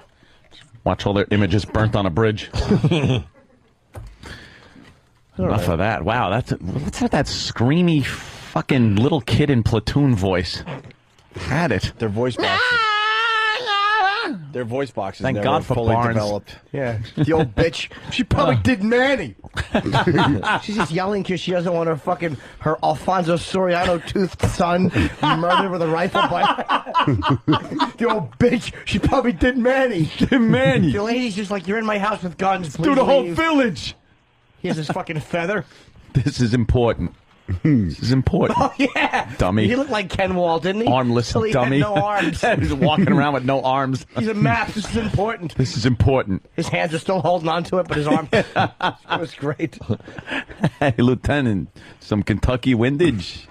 Let's say hi to Jeremy in Cleveland. Cleveland, Ohio. Otto's going to be there. Yes. Improv later this month. Go to ottoandgeorge.com. Hey, boys. What's up, Jeremy? Hi. What's wrong with the radio shows we got? They play pretty good. Ron Fez. Owen. Saturday Night Virus. Lopwizer. Opie and Danny's secret show that got canceled last week. Yeah. Or Anthony and Danny. Hey, why are you saying my name? It's your Dan, show. I said, did I say Danny and Opie? He's an Opie and Danny. Maybe that's what I want it to be so I could sleep. Stay home on a Saturday. Fuck Danny. We were supposed to have a fucking secret show, and they canceled it. Yeah. Because it was so secret that we never told anybody, and they fucking took our bandwidth away. Maybe if I said we were going to do a show, they would have. Yeah. You guys should do the show on the little bit of bandwidth you have. You'll sound like Christopher Reeve when you try to talk. It's a little Wispy's house. We're going to take a serious phone call for real. Matt from the NYPD. Matt. Hey, what's up, guys? Hey. Big fan, long time. That poor thing that happened with the lieutenant, man, I mean, that's not really an admission of guilt. It's true. I mean, everyone that worked with him, he's a great guy. He was a great guy. And, I mean, when you got the media sitting outside your house 24 hours a day, taking pictures of you, the job's ready to crucify him to make him a freaking scapegoat for this unfortunate thing that happened. Yeah. I mean, Matt, I want to clear something up, though. I didn't say an admission of guilt or anything. I said he was feeling guilt. He was, like, feeling guilty about what happened. You know, you got to have some feelings like when you're second-guessing yourself or somebody ends up dead because of your actions. I'm sure he was feeling pretty shitty about it. And, yeah, when the press and people start really chiming in on it without knowing all the facts, the guy probably couldn't fucking take it, man. I mean, 49 times out of 50, that guy's going to fall off that ledge in a fat, naked mess and then just get up. We're all going to laugh. And that's the end of it. I mean, that guy fell the one way. On his head made yet. him die. Yeah. I mean, it was a stupid, unfortunate incident, and the guy's life is going to be ruined from it. They were going to take his pension. They were going to make the last 22 years of his life worthless. Well, wait. They would take his pension for a mistake like that? Like, yeah, they were all ready. They was all ready to do it, man. They took his gun and shield away. They tucked him away somewhere. They were going to completely fire the guy. They're pretty strict over there. Yeah. Because all that shit goes up. So if somebody doesn't, if a head doesn't roll, then somebody above him's head will roll because his head didn't roll. That's how this shit works. I'll take the guy's pension. Something bad happens, they put everybody in, like, that was in around the area in a catapult, and they launched them all to the farthest ends of the precincts. And And they pick one or two people, and those people they go to the gallows. Yeah, the sacrificial lambs. That cop that followed the order, that guy's probably never going to see a day of patrol again either. No, that guy's hell probably no. going to be tucked away somewhere. But how can they take your pension? Like, if you have like 20 years of good service, how can they just how is it legal to take a pension for that? Unless you do something criminal. But if you just make a bad call in a tense situation, it's like there's been cops that fired their weapons when it wasn't warranted, but they said it was understandable as why they did it. Well, you have to also understand about all the different unions that are involved with our job. Like, each rank has their own union, and as you get higher up, the more kiss-ass they are because they're trying to get closer and closer to, like, those top spots. So their unions get weaker and weaker and weaker. I mean, so, like, when you get all the way up to lieutenant, they're not going to fight for you. They're just they're all becoming company men. Well, the other lieutenants are probably happy to have you out because you're one less guy they have to compete with. Yeah, I mean, it's just a really sad situation, man. I mean, the guy killed himself, too. I mean, what kind of money is his family going to get? I know, right? That's terrible, man. They just, for some reason, cops aren't allowed to make mistakes. Like, sometimes it's a genuine mistake. It's not meant with malice or anything. It's not racism. It's not this, that. It's just, holy shit, I made a mistake. Like, you go to the deli and the guy puts fucking mustard when you ask for mayonnaise. It doesn't affect anyone's life. That's a guy who should kill himself. Yeah, exactly. I mean, it's also like, these are all situations that we're invited into. It's not like we created anything. Like, you show up to some wild scene, a naked guy on a ledge, there's 50, 60 people watching and screaming, and you just, and then all of a sudden you got to just make a split decision, and out of nowhere something bad happens in the last 22 years of your life, but now just been ruined. Hey, Matt, could I stay right where you are? Somebody's amazed that we're defending the cop in this situation. All right. Tom. Hey, what's going on, guys? What's your take on this, really? I can't believe these guys actually defending this cop. He tased a naked guy with a light bulb. Dude, I never got a PBA card from a naked guy with a light bulb. We're not saying we're defending him. We're saying he should have to kill himself. I just said it was a bad call in the field, or whatever you want to call it. I said it was a bad call. I'm absolutely defending the cop. He did what he thought was right. I still Unfortunately, the guy died, and that sucks for the guy and his family. But the cop didn't go out there like, let's kill another one. And Matt's right. He goes 99% of the time the guy would have rolled off. It would have ended up on a YouTube thing. Everyone would have been laughing because he'd roll off the awning and land on his fat stomach. We've all seen the bear fall out of the tree, and nothing happened to the bear, right? But every once in a while, that bear's going to fall out of the tree and crack its skull and die. Fell on his head. I don't think he should. I think tasing him was a bad move. I don't think it was. They could. You have hostage negotiators, or he's not because he's holding a light bulb. He's not threatening anybody's life. He's just an annoying nuisance. Yeah, that's and it true. wasn't a bad spot. They could put stuff for people jumping out of a building. They could have put something in case he falls off. It was a terrible. He wasn't decision. that high up, to tell you the truth. He just fell really fucked up on his head. Yeah. But yeah, someone probably could have caught him if they just would have. But to kill lined up that way. They thought at the worst maybe he'd have a sprained ankle or something. Yeah. But he just fell. I mean, if you look at the video also, you see a cop. There's a cop over running fire escape trying to get him off also. What if that guy slipped and fell and broke his skull open? Right. I mean, their family ain't getting $4 million from anybody. Yeah, hey, true. Matt, we got another cop. You might have said this, and if you did, I apologize. But they were going to take this guy's pension away. You did say that, yeah. You did say that. Okay. I want to make sure that's out there. And I don't get that. He felt like he was in a really tough spot, so he takes his own life. Mm-hmm. Holy shit, man! I mean, it's just a really messed up situation, man. I mean, nobody there was like, oh, let's go kill this guy. I mean, there was no intent to do anything but to get this scene over with already. I mean, dude, we're lucky enough that we have a lot of cop friends, and I think we understand the tough job you guys have out there. I gotta go. I'm driving into Brownsville right now for the, so. Oh, hey, you have fun over there. Well, there you go. Lock the doors. All right, we're gonna put on the blinders and just drive through, my friend. Let them sort it out themselves. Yep. Keep fighting the fight, guys. All right, Matt. We're going to take a break. Otto is in studio. More with Otto from Otto and George in just a bit. Very violent. Very violent. All right, well, yeah. Well, here we go. You're back to the Opie and Anthony radio program. Change we need. Discussing Apocalypto. Off the air with Otto Peterson. Yeah, a very predictable movie. That was great. Apocalypto.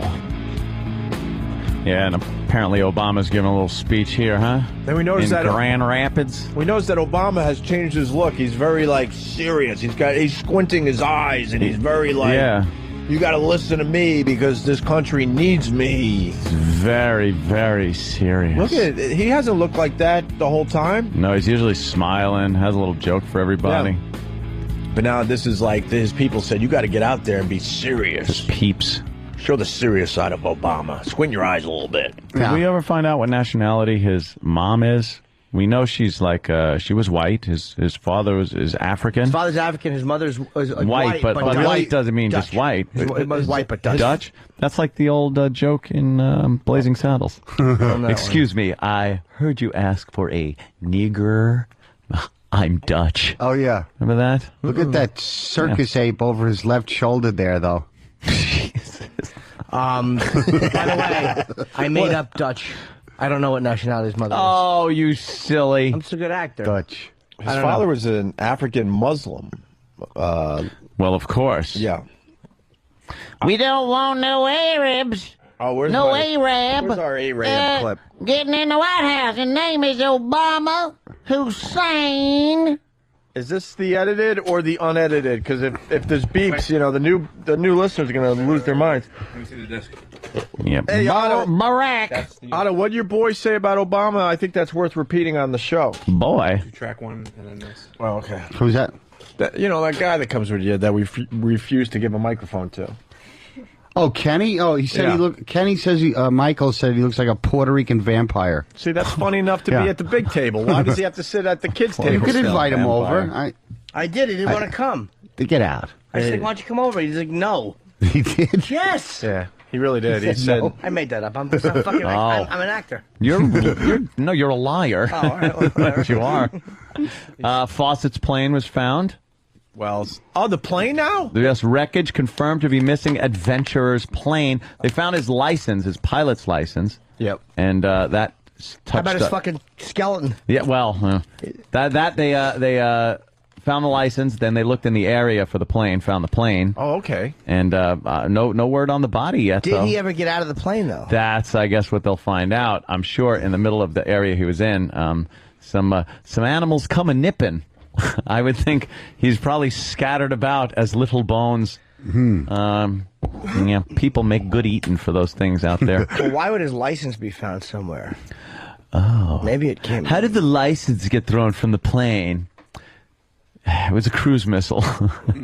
Yeah, conspiracy. We got to play our Southern Obama fan. Mr. Barack Hussein Obama. This is what Anthony's counting on, Otto. This is what I'm counting on. I want to bring Otto to the party today. Obama's surging in the polls. He's got a lead over McCain now because his poll is surging. Because of the economy sucks, and a lot of people are now saying, "Well, we need a Democrat because the economy sucks." Yeah. But Anthony goes, no, my friends. He's counting on people like this woman you're about to hear and the rest of Middle America to do the right thing. This is the last hope for our country to not have Obama as president. Okay. When we're at war with the Arabs, we do not need a damn Arab president. When you go over there to them Arab countries, they are cutting off the heads of the soldiers of our Americans. And his middle name is Hussein. And we wanna vote for somebody with a name like Barack Hussein Obama. Why don't we just vote for? That's for that beer. We want to vote for somebody with a name like Barack Hussein Obama. Well, why are we electing an Arab when we're at war with Iraq and Iran? Yeah, there you go. So, see, that to me is hope. I hear hope in that voice. Really? Yes. Yeah. And then you got the clip that. Wow. Where'd you get that clip? Holy shit! It was at my house. It's my mom. Dumb hayseeds. Oh my god. Barack Hussein Obama. Now we're gonna have that for president. That's what they're saying. Hopefully not. You better watch. He's on the nigger side too. Oh my god. Never met him. Yeah, he likes them. No. Black ain't got nothing. What to say? She likes the niggers. Oh, Jesus. Black has nothing to do with the way the Arabs are trying to sneak this guy in. Black ain't got nothing to do with the way the Arabs are trying to sneak this guy into our country. This is Barack Hussein Obama.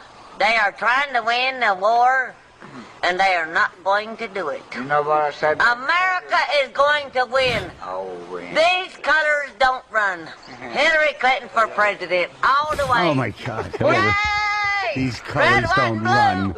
Red, white, blue. America, love it or leave it, like it or lump it. Yeah. Colin made a great point. Wrong with yesterday. her. Great point yesterday. What's wrong with her? That joke where she likes the niggers. That was probably because she sat next to a black guy in lunch. Oh yeah, that was probably a running joke with those fucking hayseeds. Oh, I'm sure.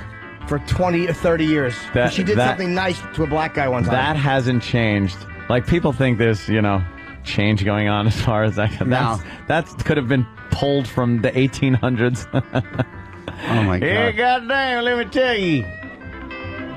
Jed, they want to elect Barack Hussein Obama, Jed. What are we gonna do? Well, I'll see if Mr. Drysdale wants to give us a little money. Maybe Jethro wants to do some presidenting. I'll do some presidenting, Jed. See, the boy wants to be president. He wants to do some presidenting. Ellie Mae could be my vice president. Well, that'll be cute to go on TV with her critters. Critters. That's what she sounded like. We'd have a party at the cement pond. God damn, Jethro. Critters. I want to be an astronaut. Do some astronauting. Nice. I'll give them some of my rheumatism medicine. That jug she's always carrying around. How did some of those shows fucking get on TV? I got a great idea. A bunch of hillbillies strike oil, get rich, and have to move to Beverly Hills. Wonderful. Yeah. Like in that dyke that worked at the bank with Mr. Yeah, Miss Drysdale. Hathaway, yeah. Miss Hathaway. She sounds like the voice in Cool Hand Luke. Absolutely. It's coming in a lot. Oh, yeah. What we have here, failure to communicate. Big hair fucking pie eating bitch at the bank. Strother Martin. We got some audio. It's been brought to our attention. It's very exciting in the satellite radio world. We start our show kind of talking about some stuff, right? I guess on Sirius website we got some fine front page coverage. Oh yeah. And on XM's website, Howard's getting some fine front page coverage. Yeah. But what also is up there is audio, trying to lure new listeners. Oh. So if you're on XM and maybe you haven't heard Howard in a while, they got a little sample of what Howard's doing. Uh-huh. Then you go to Sirius and you haven't heard us at all or whatever, they got a little sample of what Opie and Anthony are doing. And it's been brought to our attention by more than one person that our audio sucks compared to Howard's audio. Oh, no, really? So what do you mean, bad sound quality? We're going to find out now. I hear bad sound quality, bad material? Bad clips. Oh, yeah. A lot of other things they could have been used. Why not have good clips? Oh, have us involved in picking them. Jesus Christ. You pick it. So instead of taking someone else's word for it, we decided to bring this to everyone's attention, and we'll make a decision without getting third-hand information. We did pick it, I think. Right? Not us, but didn't someone on our crew pick it? Better not have. Well, that's what we're going to find out. Okay. So here we go. On 1906, the Howard Stern Revolution began. The kind of radio you could hear all over the country. And no censorship. You want it to be heard. Yes. Howard Stern back in the news. Dr. Howard Stern. Howard Stern Show. Howard 100. Now on XM Satellite Radio. Allowed to say what he wants and do what he wants is kind of awesome. And the show is going strong. Come on, I can't believe he's doing this. Uncensored entertainment you can't get anywhere else. I think satellite is the future of radio. Experience the best of Sirius. All right. Oh no! Wow. So what do you think? All right, I'll be honest. It's a lot of action in there. Yeah. A lot of sounds, a lot of energy, explosions. Yes. I didn't even hear your names. Yeah. No, we weren't in that one. They're two separate ones. That's the one for the XM list. Ours on XM, and now ours for Sirius. Oh, no, that was too busy. There was no information. It sounded very high energy. High energy. It's selling the product, Oh. Let's see what we get for us. There's Opie. Guess what's easy to us? Doing radio. There's Anthony. Piece of cake. You come in, you yap into a mic. How hard could it be? That's right. It's the Opie and Anthony Show from 6 a.m. to noon Eastern. Yes, I heard they're very good. When do they get Followed by Ronnie and Fezzi from noon to 3. Nothing stops this guy. Apparently he's got the... Only on the virus. Yeah, plow right through. That guy sure was a chatty Cathy, though. Hope he's dead right now. I hope something happened and he died. I hope he was talking and didn't hear the truck horn. That was good. A lot of you. That was cool. It's fucking So ridiculous. the Jimmy Show is on. Yeah. I don't mind that one because that was for the Jimmy Show. Well, now play the Opie and Anthony one. That was... The Jimmy Show? Apparently. It was... Who said that? And Don got promoted, huh? Oh, boy. I bet he was behind it. What? That is not as good. It's nowhere as... Dude. It sucks. Horrendous. That's stunk on ice. What? Here's this is Opie. the first impression Sirius is getting of our Here's show. Anthony. That was a fucking terrible introduction. And then... Should sound like a cool show. It's here's Opie, here's Anthony, and then Jimmy clips. It should be Which is the Opie fine, and Anthony. obviously. It should be the Opie and Anthony show, and then playing clips of the show. Right. No matter who's talking, it doesn't have to be. Yeah. They weren't good clips. I don't care if No, Jimmy they clips weren't. It wasn't a good clip. Jimmy said some funny stuff. Those clips weren't it. No. Steve, this is an easy one. That stinks. Okay. That was the direction we got from DC, but I From will... DC? So what, make it douche DC? cunt? What'd they say? Remove all humor? No, not remove all humor. Are you passing the buck? Who said in D.C.? That was the copy I got from Don. It was Don pretty much... Wicklund. Why is Don From writing Don? copy? It's not Don writing copy, but we tried to make it light because you guys are always complaining about how serious a lot of... Light? How That about- wasn't light. That was horrendous. How about you pretty much go with one of our show intros with all the dumb news people talking about us being shocking and all that crap? Oh, we can do that. And then a bunch of montage clips of like, oh my God, screaming and yelling and puking and puking or fucking... This is what they're hearing. No one, I wouldn't subscribe to that awful show. I want to fucking leave it there. We also didn't know what it was going to be used for, so... Well, that the other would side help. did. The other side knew exactly what was going to. They certainly did. Howard Stern, uncensored, Uncensored. Unbelievable. Howard Stern. Oh my God. Holy shit. You gotta listen to this God fucking show. My God, Jesus H. fucking Christ. And now us, Ann, please do us the same favor. All right. Let me, hold on. Do us the same favor, please. God. Oh, Jesus. On the spot here a little bit, but... And Ronnie and what we're looking Fezzi, for. that's like, don't, Ronnie and Fezzi. Oh, here we go. That sounds queer. Yeah. That's no one at Sirius is gonna like. Well, we thought these were like generic sweepers. That And were here's just in us. Air. We had no idea that these were This pitch is being sweepers. shown on their front fucking page. All right, well, or heard. And we have to know these things. Opie and Anthony. Yeah, they're on too. That's what we do. Yeah. Opie and Anthony. I wouldn't quite make it that Opie and light. Anthony. That would be light. Opie and Anthony. This sweeper doesn't. Oh, here it comes. How about fucking Opie? Anthony. That was the way the show is introed. That makes you want to listen to the show, not like, who are these mail-it-in faggots? Right. And the guy that talks too much. There's no reason to like even give it a try after hearing that. I have a full erection Opie and Anthony. Oh, Jesus. I would like to make it known that on a number of occasions you guys have said that you don't like the serious intros. Okay. Serious meaning not the company Yes, we serious. never said make them shitty. What, No, not shitty, but... We don't want serious. Wait, but what are you misinterpreting now? We didn't like what? Those dramatic whoosh bang intros. You said it a number of times. That's how we start every show. I understand that, but you said, isn't it silly that we do these whoosh bang serious intros for such a goofy radio show? That's our joke. Do you understand the difference between it? Why do you have a hard on? I don't know. Oh, Jimmy. Jimmy's got a little rod going. Whenever Steve defends himself. Yeah. I don't understand, A, why you would get a hard on in the middle of the radio show, and B, why you have to show us. Inappropriate, chubby. I like the line, I hope something happened and he died. That was funny. Yeah, but it was out of context. Yeah. Yeah, see, out of context, you don't really get what the fuck is being said. I know it's hard in that short period of time to put together some kind of clip that makes sense, but... There's something else going on here. He doesn't understand when we're joking. When we have the huge open, and then we're like, oh, God, look at... Boy, the listeners going to be disappointed after hearing that open. That's a joke. See, not only that, but... We're goofing on ourselves. You can't indiscriminately pick when it's a joke, when it's not a joke. No, here it is. Here it is. No, we don't want to preach to the converted. Now, what I mean by that is...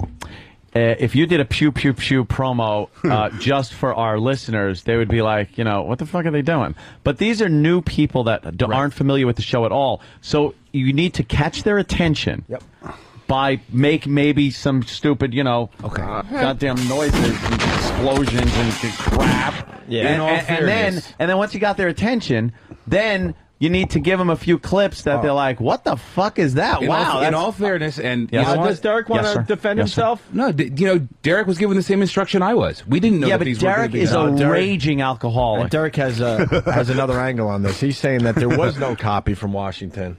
Oh, there wasn't? Yeah, there was. So you guys winged it? You're like fucking Bill Murray in Stripes. You you went along. Yes, Derek. Did your own little boot camp thing. Don't bang into Jimmy's hard on the way in. By the way. Yeah.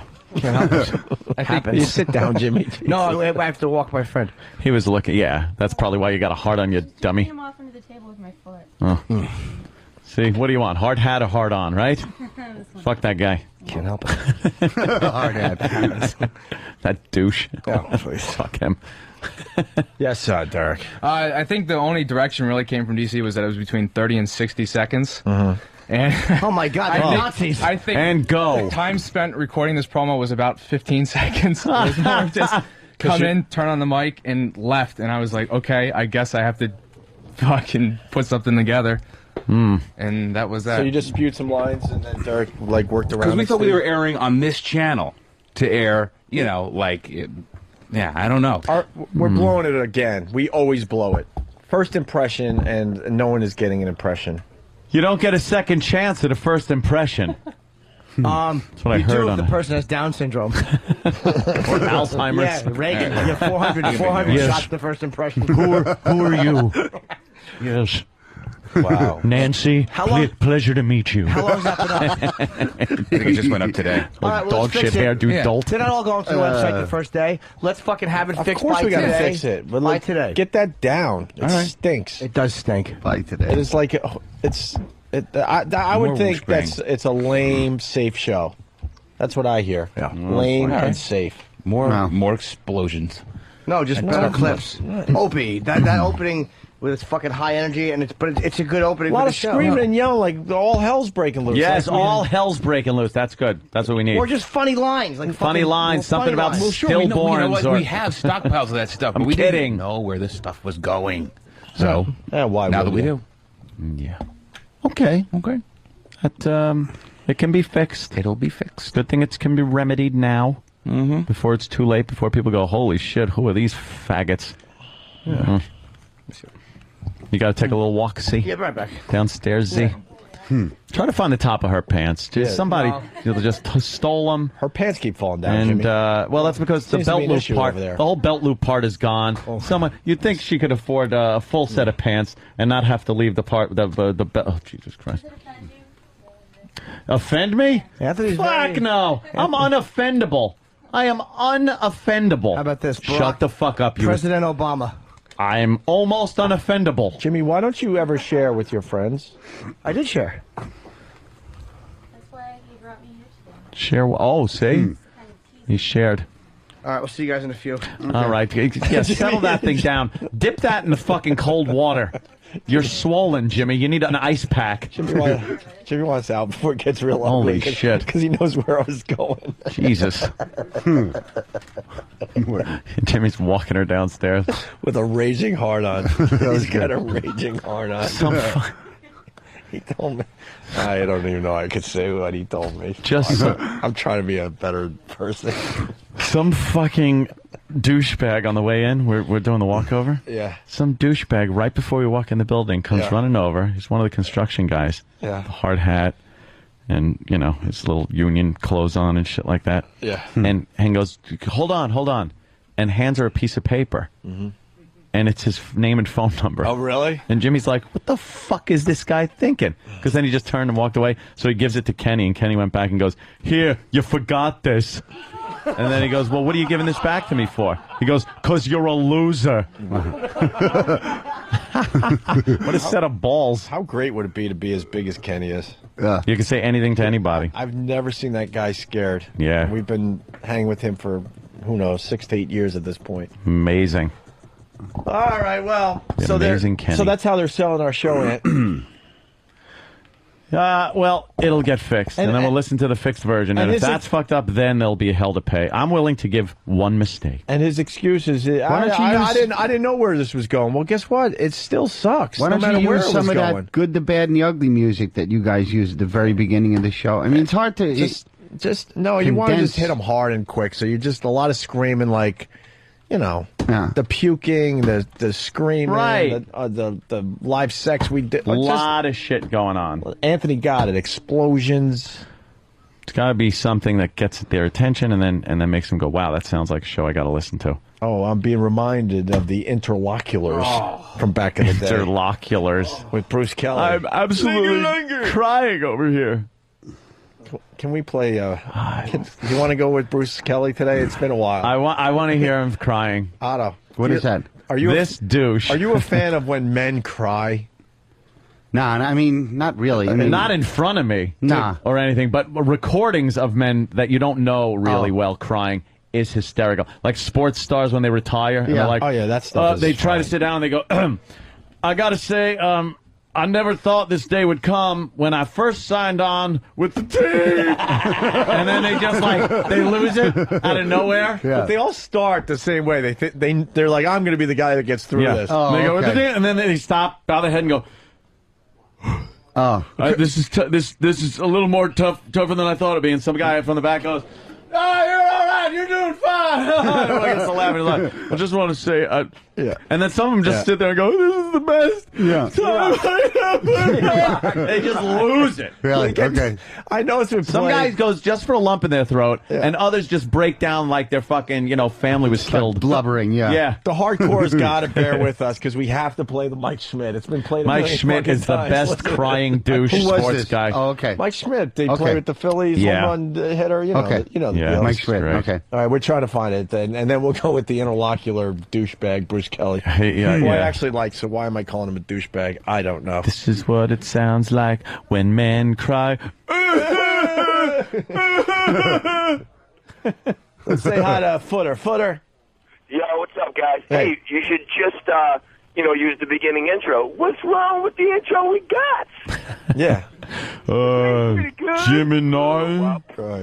Oh, hey, guys, I gotta Radio go. Shock Jocks. I gotta go. I got a quick call here. All right, thanks, Footer. Here's Mike Schmidt crying just Okay. for Otto because he's hanging with us today. Some 18 years ago, I left Dayton, Ohio, with 2 very bad knees and a dream to become a Major League Baseball player.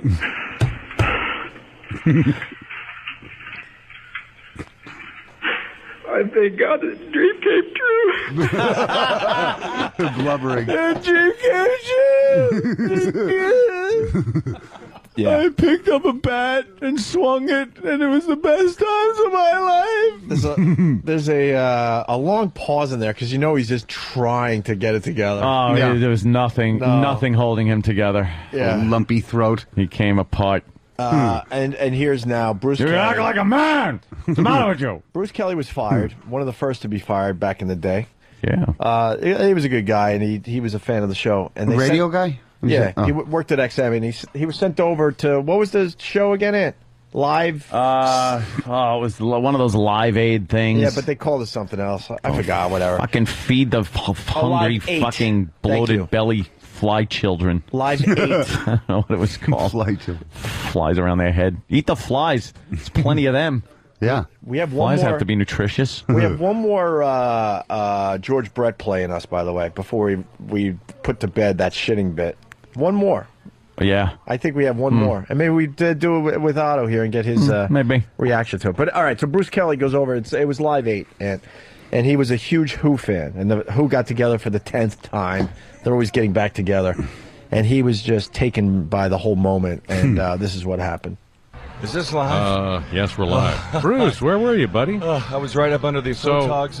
You know, it's amazing watching Pete Townsend and Roger Daltrey perform these songs after all these years and still have the full spirit of what they do under control. I mean, you know, Townsend just continues to be an amazing guitar player. I'm sorry. I'm absolutely crying. I can't help it. I really can't. This is no fake. The whole moment just kind of got to me with that video. Yeah, the video was very powerful. Yeah, that was. This is very awkward. I'm sorry, but it was just very. I mean, it's just the Who. I can't help but be a 14-year-old kid out there with the Who, and that's it. I'm sorry. You were seeing them live. I guess that was in color. Yeah. Yeah. They were live on stage, but the black and white was happening on the big screens too. So. Through your tears. Wow. So there's two more to go here at Hyde Park, and the I feel crowd. like an idiot. I'm sorry, that's really. Okay. No. It's just, hey, look, that's okay. You are an idiot. Yeah, you're an really idiot. is what this is all about. There are certain moments that touch everybody. Yeah. I gotta take you inside that clip. George Taylor Morris is the guy with the really good radio voice. Yes. He's looking at him like, get a hold of yourself. Oh, he wants to just go, listen, But he's faggots. one of those really nice guys that doesn't do that. Mhm. But You're acting like a queer. Yeah, he wants this so bad. So bad. That was brutal. I'm absolutely crying over here from the Who. Stephen S. from Bay Show writes, holy fuck, Fred Goldman didn't cry that hard when he found out some colored footballer lopped off his son's head. Oh, man.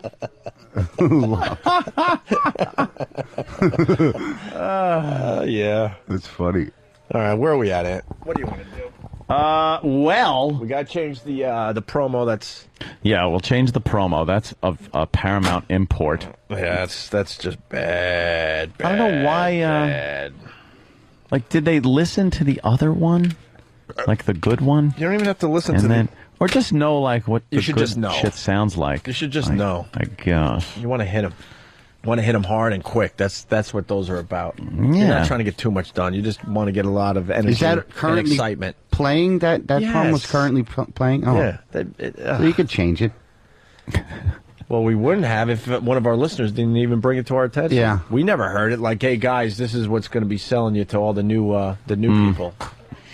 Oh, we could play. It's still real to me. Yeah, that guy crying is hysterical. You want to? Yeah, I can't get enough of these idiots just losing their minds over I want to find new ones. bullshit. 'Cause I know there's more out there that we just don't have yet. Yeah. I want to find Let's a new get some one. new crying people. Someone is saying the Jeff Gordon one. I don't know that one. I lost it. I don't neither. Whatever. Well, wait. In the 90s, right? Don't forget Jeff Gordon crying back in the 90s. Ballin'. I don't remember that one. No, I don't remember. Bill that K from Philly wants to know if Jimmy's getting his dick sucked right now. And that's Holy why, shit. And that's why he left the show. No, he's walking his friend out. Mm-hmm. And, you know, the elevators take a while in this building. needed to tie his shoe. Perhaps his shoe became untied. Jimmy's the best because he'll say my friend. My friend, my good friend, very casual, and I would like some coffee and cake. Over the years, Jimmy. Did you meet my friend? My friend? But I've been hanging out with you for years. I've never seen this friend of yours. How do you introduce? I know that's what I'm getting at. Because it's not a girlfriend or something like that. So if you're a girl or a guy and you're introducing somebody like that, what do you say? Here's my friend. I just find it funny. Have you ever said, "Here's my friend"? It's no, I don't know how you do that. Yeah, this is a friend of mine. Yeah. This is my good friend. Right. This is my pal. I'm insulted that we're in the same category. This it's like, is Jimmy. No, but this is a really, really good friend. Right. Yeah. You've known her a day. You've known me almost 10 years, and we're in the same category. Same title. Right. Same fucking job title. Friend. Friend of ours, friend of mine. A friend with benefits. Yeah. I love when people say that. We're friends with benefits. Benefits. Do you really want to play Is It Real to Me again? I love that one. All right, John and Philly and a few others suggesting There's a lot that of one. crying at the Oscars, too, but that's not the same as the sports guys. The sports the guys, sports 'cause they're supposed to be massive, men. yeah. Yeah, you know. You ever see your dad cry there? I didn't know my dad. He left when I was 2.5. Oh, lucky. That explains everything. Yeah. Sorry. Oh, that's cool. Just going for the joke. Travis's mom left him. Oh, yeah, you want to hear Travis in about there? Travis and his mom? Here's a cute little story. Solidarity, man. See, Travis's mom was just like any other mom, a suburban mother, children, everything was fine and dandy. It wasn't like she had a problem with anything. Yeah. And then one day, she meets this Jewish guy. He apparently he's a divorce lawyer. And she takes off with him in a second and just ditches her family completely. Wow, that's after rough. being mom of the fucking year type mom. Wow. And then some Jewish guy is just slapping that fucking kosher dill right inside her cunt. God. And I'm sorry, no offense, Travis. No offense to your mom's pickle eating cunt or whatever it is. Yeah, Ant's just trying to describe it to the radio audience. Yeah, I'm trying to paint a picture. Yeah, we're all about painting pictures. Yeah. So bear with us. I think we've talked Like about your it mom before, paints that Jewish guy's face with her vag juice. All right. Yeah. Well, I don't know about that. I don't know if he eats the kochi. So, did that make you anti-Semitic at all? Him being Jewish and running off with your mom. Did you ever use any derogatory? Right when it happened, you must have been angry, right? Yeah, but Every kid I don't think I did. Did you use any anti-Semitic slurs to describe him? No. No? Mm-mm. Tell me the truth. No. Why? Let me tell you something. If my mom up and just picked up and left my family with a Jewish guy, I would just be like, yeah, my mom left with, and then just put in the worst horrible anti-Semitic lines again. But I would say that about anything. Like if she left with an Irish guy, I would just be like, what the fuck? She's going with a little dick, Well, yeah, throwaway comments. Yeah, I probably said something like that. Oh, so what did you use? I don't know. I'm The saying K word? Probably. Was it the K word? Yeah, probably. Wow, you anti-Semitic boy. motherfucker. Jesus Christ. Wickland, fire him. And we didn't find out about this. We didn't until 2 months after she left. So what did you? Where'd you think she was? The bathroom? What the fuck? No, I'm saying we didn't know who he was. Until, you didn't know? 2 months, yeah. Did you think she just left by herself? Like some mom is just drove gonna away, drive away on her own and find a new life. Who is she? Alice? No, we knew fucking the stupid TV show. We knew she was staying with a quote unquote friend. A friend? Oh, like Jimmy. A friend. Yeah, who was the one in the family that said, well, at least he's not black? Oh, yeah. Was that you or was that somebody else? Is it true you don't acknowledge pennies anymore? Yes. Yeah. No, not at all. Oh, that's... Oh. Did you do that when you saw your mom walking away? Did you throw a penny and hope he went for that so you could kidnap your mom back? I only met him once. You met him? Yeah, How did that work out? I was at a backyard barbecue / local band show. No pork though, right? No. It was all just okay. And she actually had the balls to bring him there. Wow. Holy shit. So she shows up with her Jewish lawyer boyfriend, Their boyfriend? Are they married? Now they are, yeah. Oh, they are. Yeah. Were you invited to the wedding? No, I don't even know where they live. Oh, okay. I think they might live in Idaho or Iowa. Something with an I. Yeah, exactly. Okay. Well, really Or opens it Illinois. up. So they show up, and what do? Did you say hello? Did you shake this man's Yeah, because hand, this was- knowing that it was all over your mother's fucking ass and Well, twat and tits? All right. Shook my dad's hand before. Well, it's your dad. He's supposed to do that, not some Jewish guy that you don't even fucking know. Oh my god. Yeah. I met him before we knew. Disgusting. Before, like, Before I knew you what was knew. going on. Yeah. Wait, mom runs off. You see her with some guy and don't assume that he's giving her the old fucking. Well, I was young I'm and trying to naive. think of something long and skinny that's Jewish. What would you say to your mom if you could, Travis? I've pretty much said everything I have to say. I'm really at the peace chauffeur. with this. Like, Right. Very good. Thank you, Danny. Sorry, Danny was just insulting your mother. Danny. What? Danny of all people. Yeah, another prize as far as the mom category goes. Is there anyone on this show that gets along with their mom? I do, but my mother's completely insane. I think Eric likes his mother, and that's about it. Oh, of course he does. Mama's boy. Wow, so you didn't know, you shook his hand. Yeah, and that was What it. did he say to you? Hey. Probably nice to meet you. and- Hey, loser. Yeah, I'm gonna try and take How all old your were money. you guys? Were you like I was toddlers? 21. I was 21. This is Oh, 7 years you- ago. Yeah, I mean, You so gotta she- punch him in the face. You gotta punch him in the Yeah. face. I didn't know. Like, that's what you do. You punch him right in the nose. There's no trauma with divorce at that age, I don't think. Yeah. You know, it's like, I well, don't it is know. a dirty Jew, though. I mean, a filthy sheeny, deep dicking your mom. I definitely didn't say that. That nice, cleanly clipped dick. Yeah. Just sliding in, mom. Yeah. That's something. Oh, I can't believe it. Thanks. Well, I'm just, no But offense. you made it sound like the mom left a bunch of like babies crawling around the floor to Well, run off with fucking Tevye. You made it sound- yeah. But to just pick up when you've raised a family like that and just leave without any, you had no inkling whatsoever. Well, as She's 21. As she once stated to me on the phone. How long is he going to be suckling at her tit anyway? I don't know if he could get the Jew out of the way. Jimmy's back. She did say my car company starting our trip. no, Jim, go ahead. No, It's your let me show. say. Go. She did say that my obligation to you is over. Wow. Very formal. She was never. See, that doesn't. That means she see, was never into being your mom. She's a cunt. It was an obligation. My obligation to you is over. You were a fucking obligation. Apparently. Yes. Wow, we have to say that to you tough. soon. And Hallmark doesn't make a card for flat leaving your loved ones for a Jew. Doesn't rhyme. Rose, well, sure it would. Roses are red, violets are blue. Blue, yeah. Your fill in the father rest. was limp. Not the Jew. But I should have phrased that differently. Oh, poor Travis. Travis. I'm Well, fine maybe now. one never loved day you. we'll find out where they live. Yeah, let's call 'Cause her up. how many years ago was the last time you saw her? I spoke to her in November of 01. Oh, okay. Wow. Oh, you must have been feeling like September 11th and feeling all like, hey, anything could happen reconnect. anytime. We might as well No. bury the old hatchet No, that's just the last time I spoke in to the her. Jewish guy's head. That's 7 years ago almost. Why? Yeah. Why do you think you're estranged from her now? Because I mean, Oh, I know why I am. people Because- get divorced why? though. because his Jewish denomination, like when you get married and when you marry into that faith, you shun your old life. She hasn't Wow. spoken to her own brother.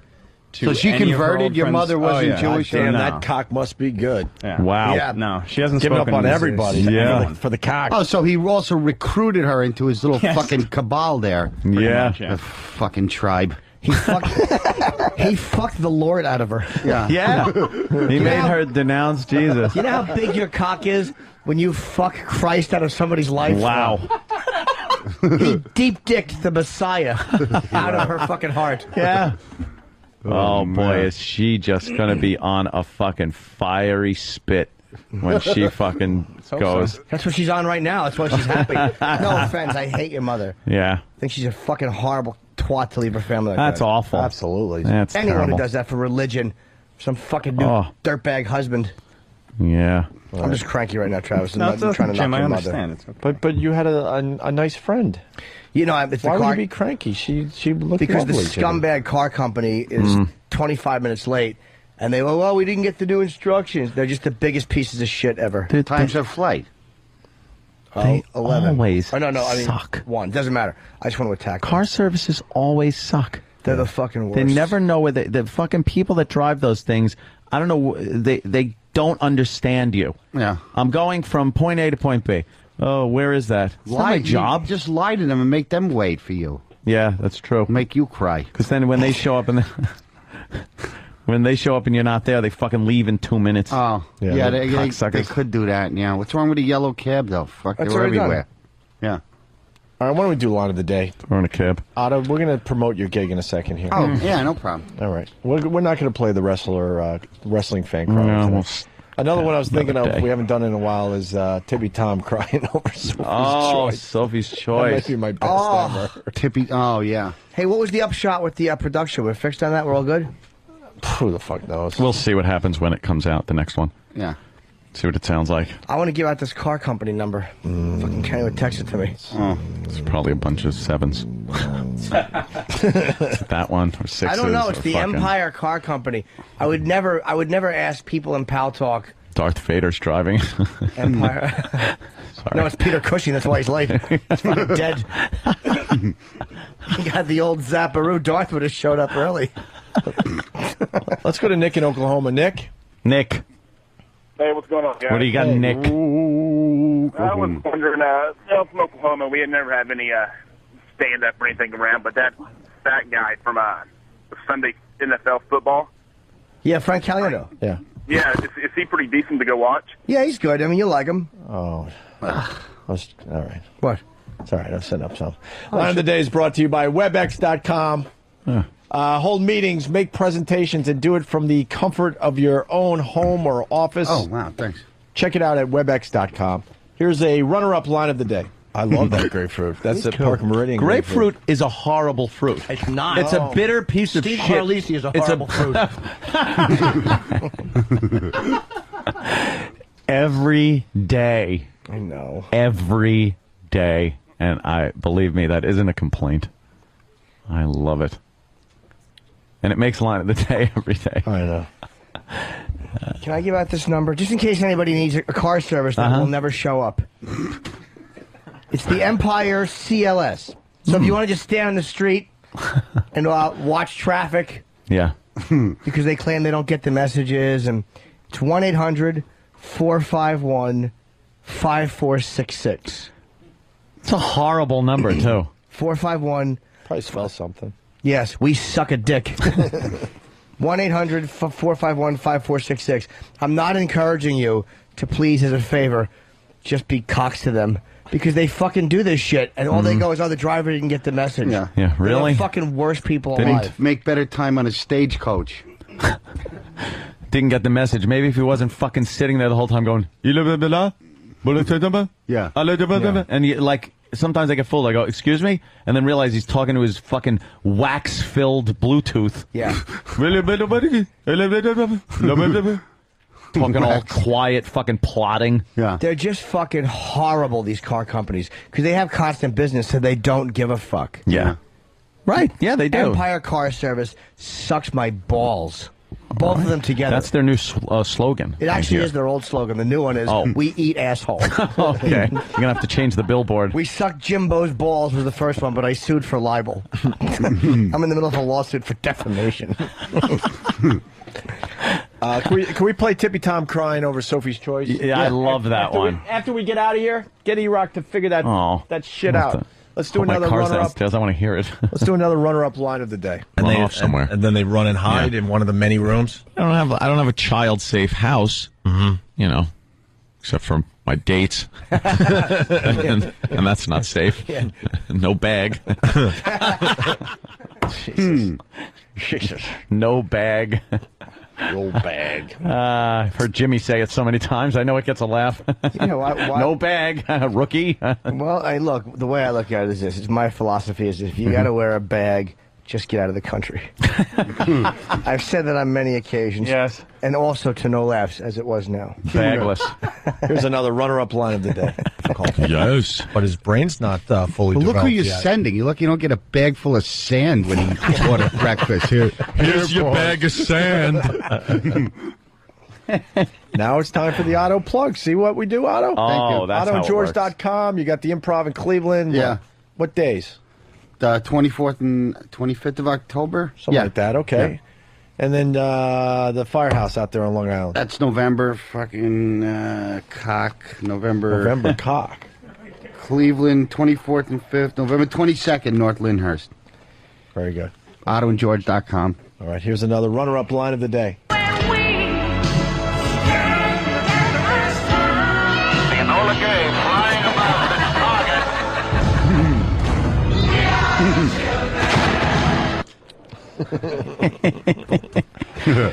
Nothing beats the old Enola Gay dropping the A-bomb. Of course. Yeah. Always fun. Enola Gay.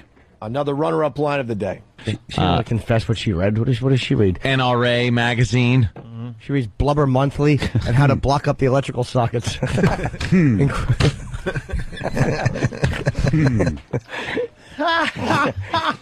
Oh, God, if they get elected. All he wants for Christmas is a fork so he can jam it in the little fork holes in the wall. Forks, tweezers, anything. He just doesn't understand. Anything he could do to really hurt himself. He just doesn't understand. No, why would he? Tongue Monthly. That's what magazine she reads. Tongue Monthly. Unearned muddles. I meant to say medals. Unearned muddles. What the fuck is a muddle? I don't know. No. No, muddled. No. I meant to say medals. All right. Walking around with a little fucking eyedropper with saline to just drip on that tongue so it doesn't burn in the sun. It's like Clockwork Orange. Yeah, you just gotta keep dousing it. Here's your line of the day. Oh. Here comes line of the day. Line of the day.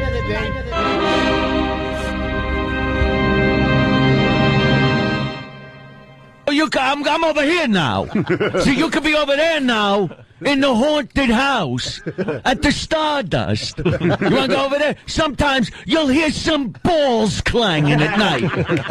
On the pool table is balls. Oh! Great.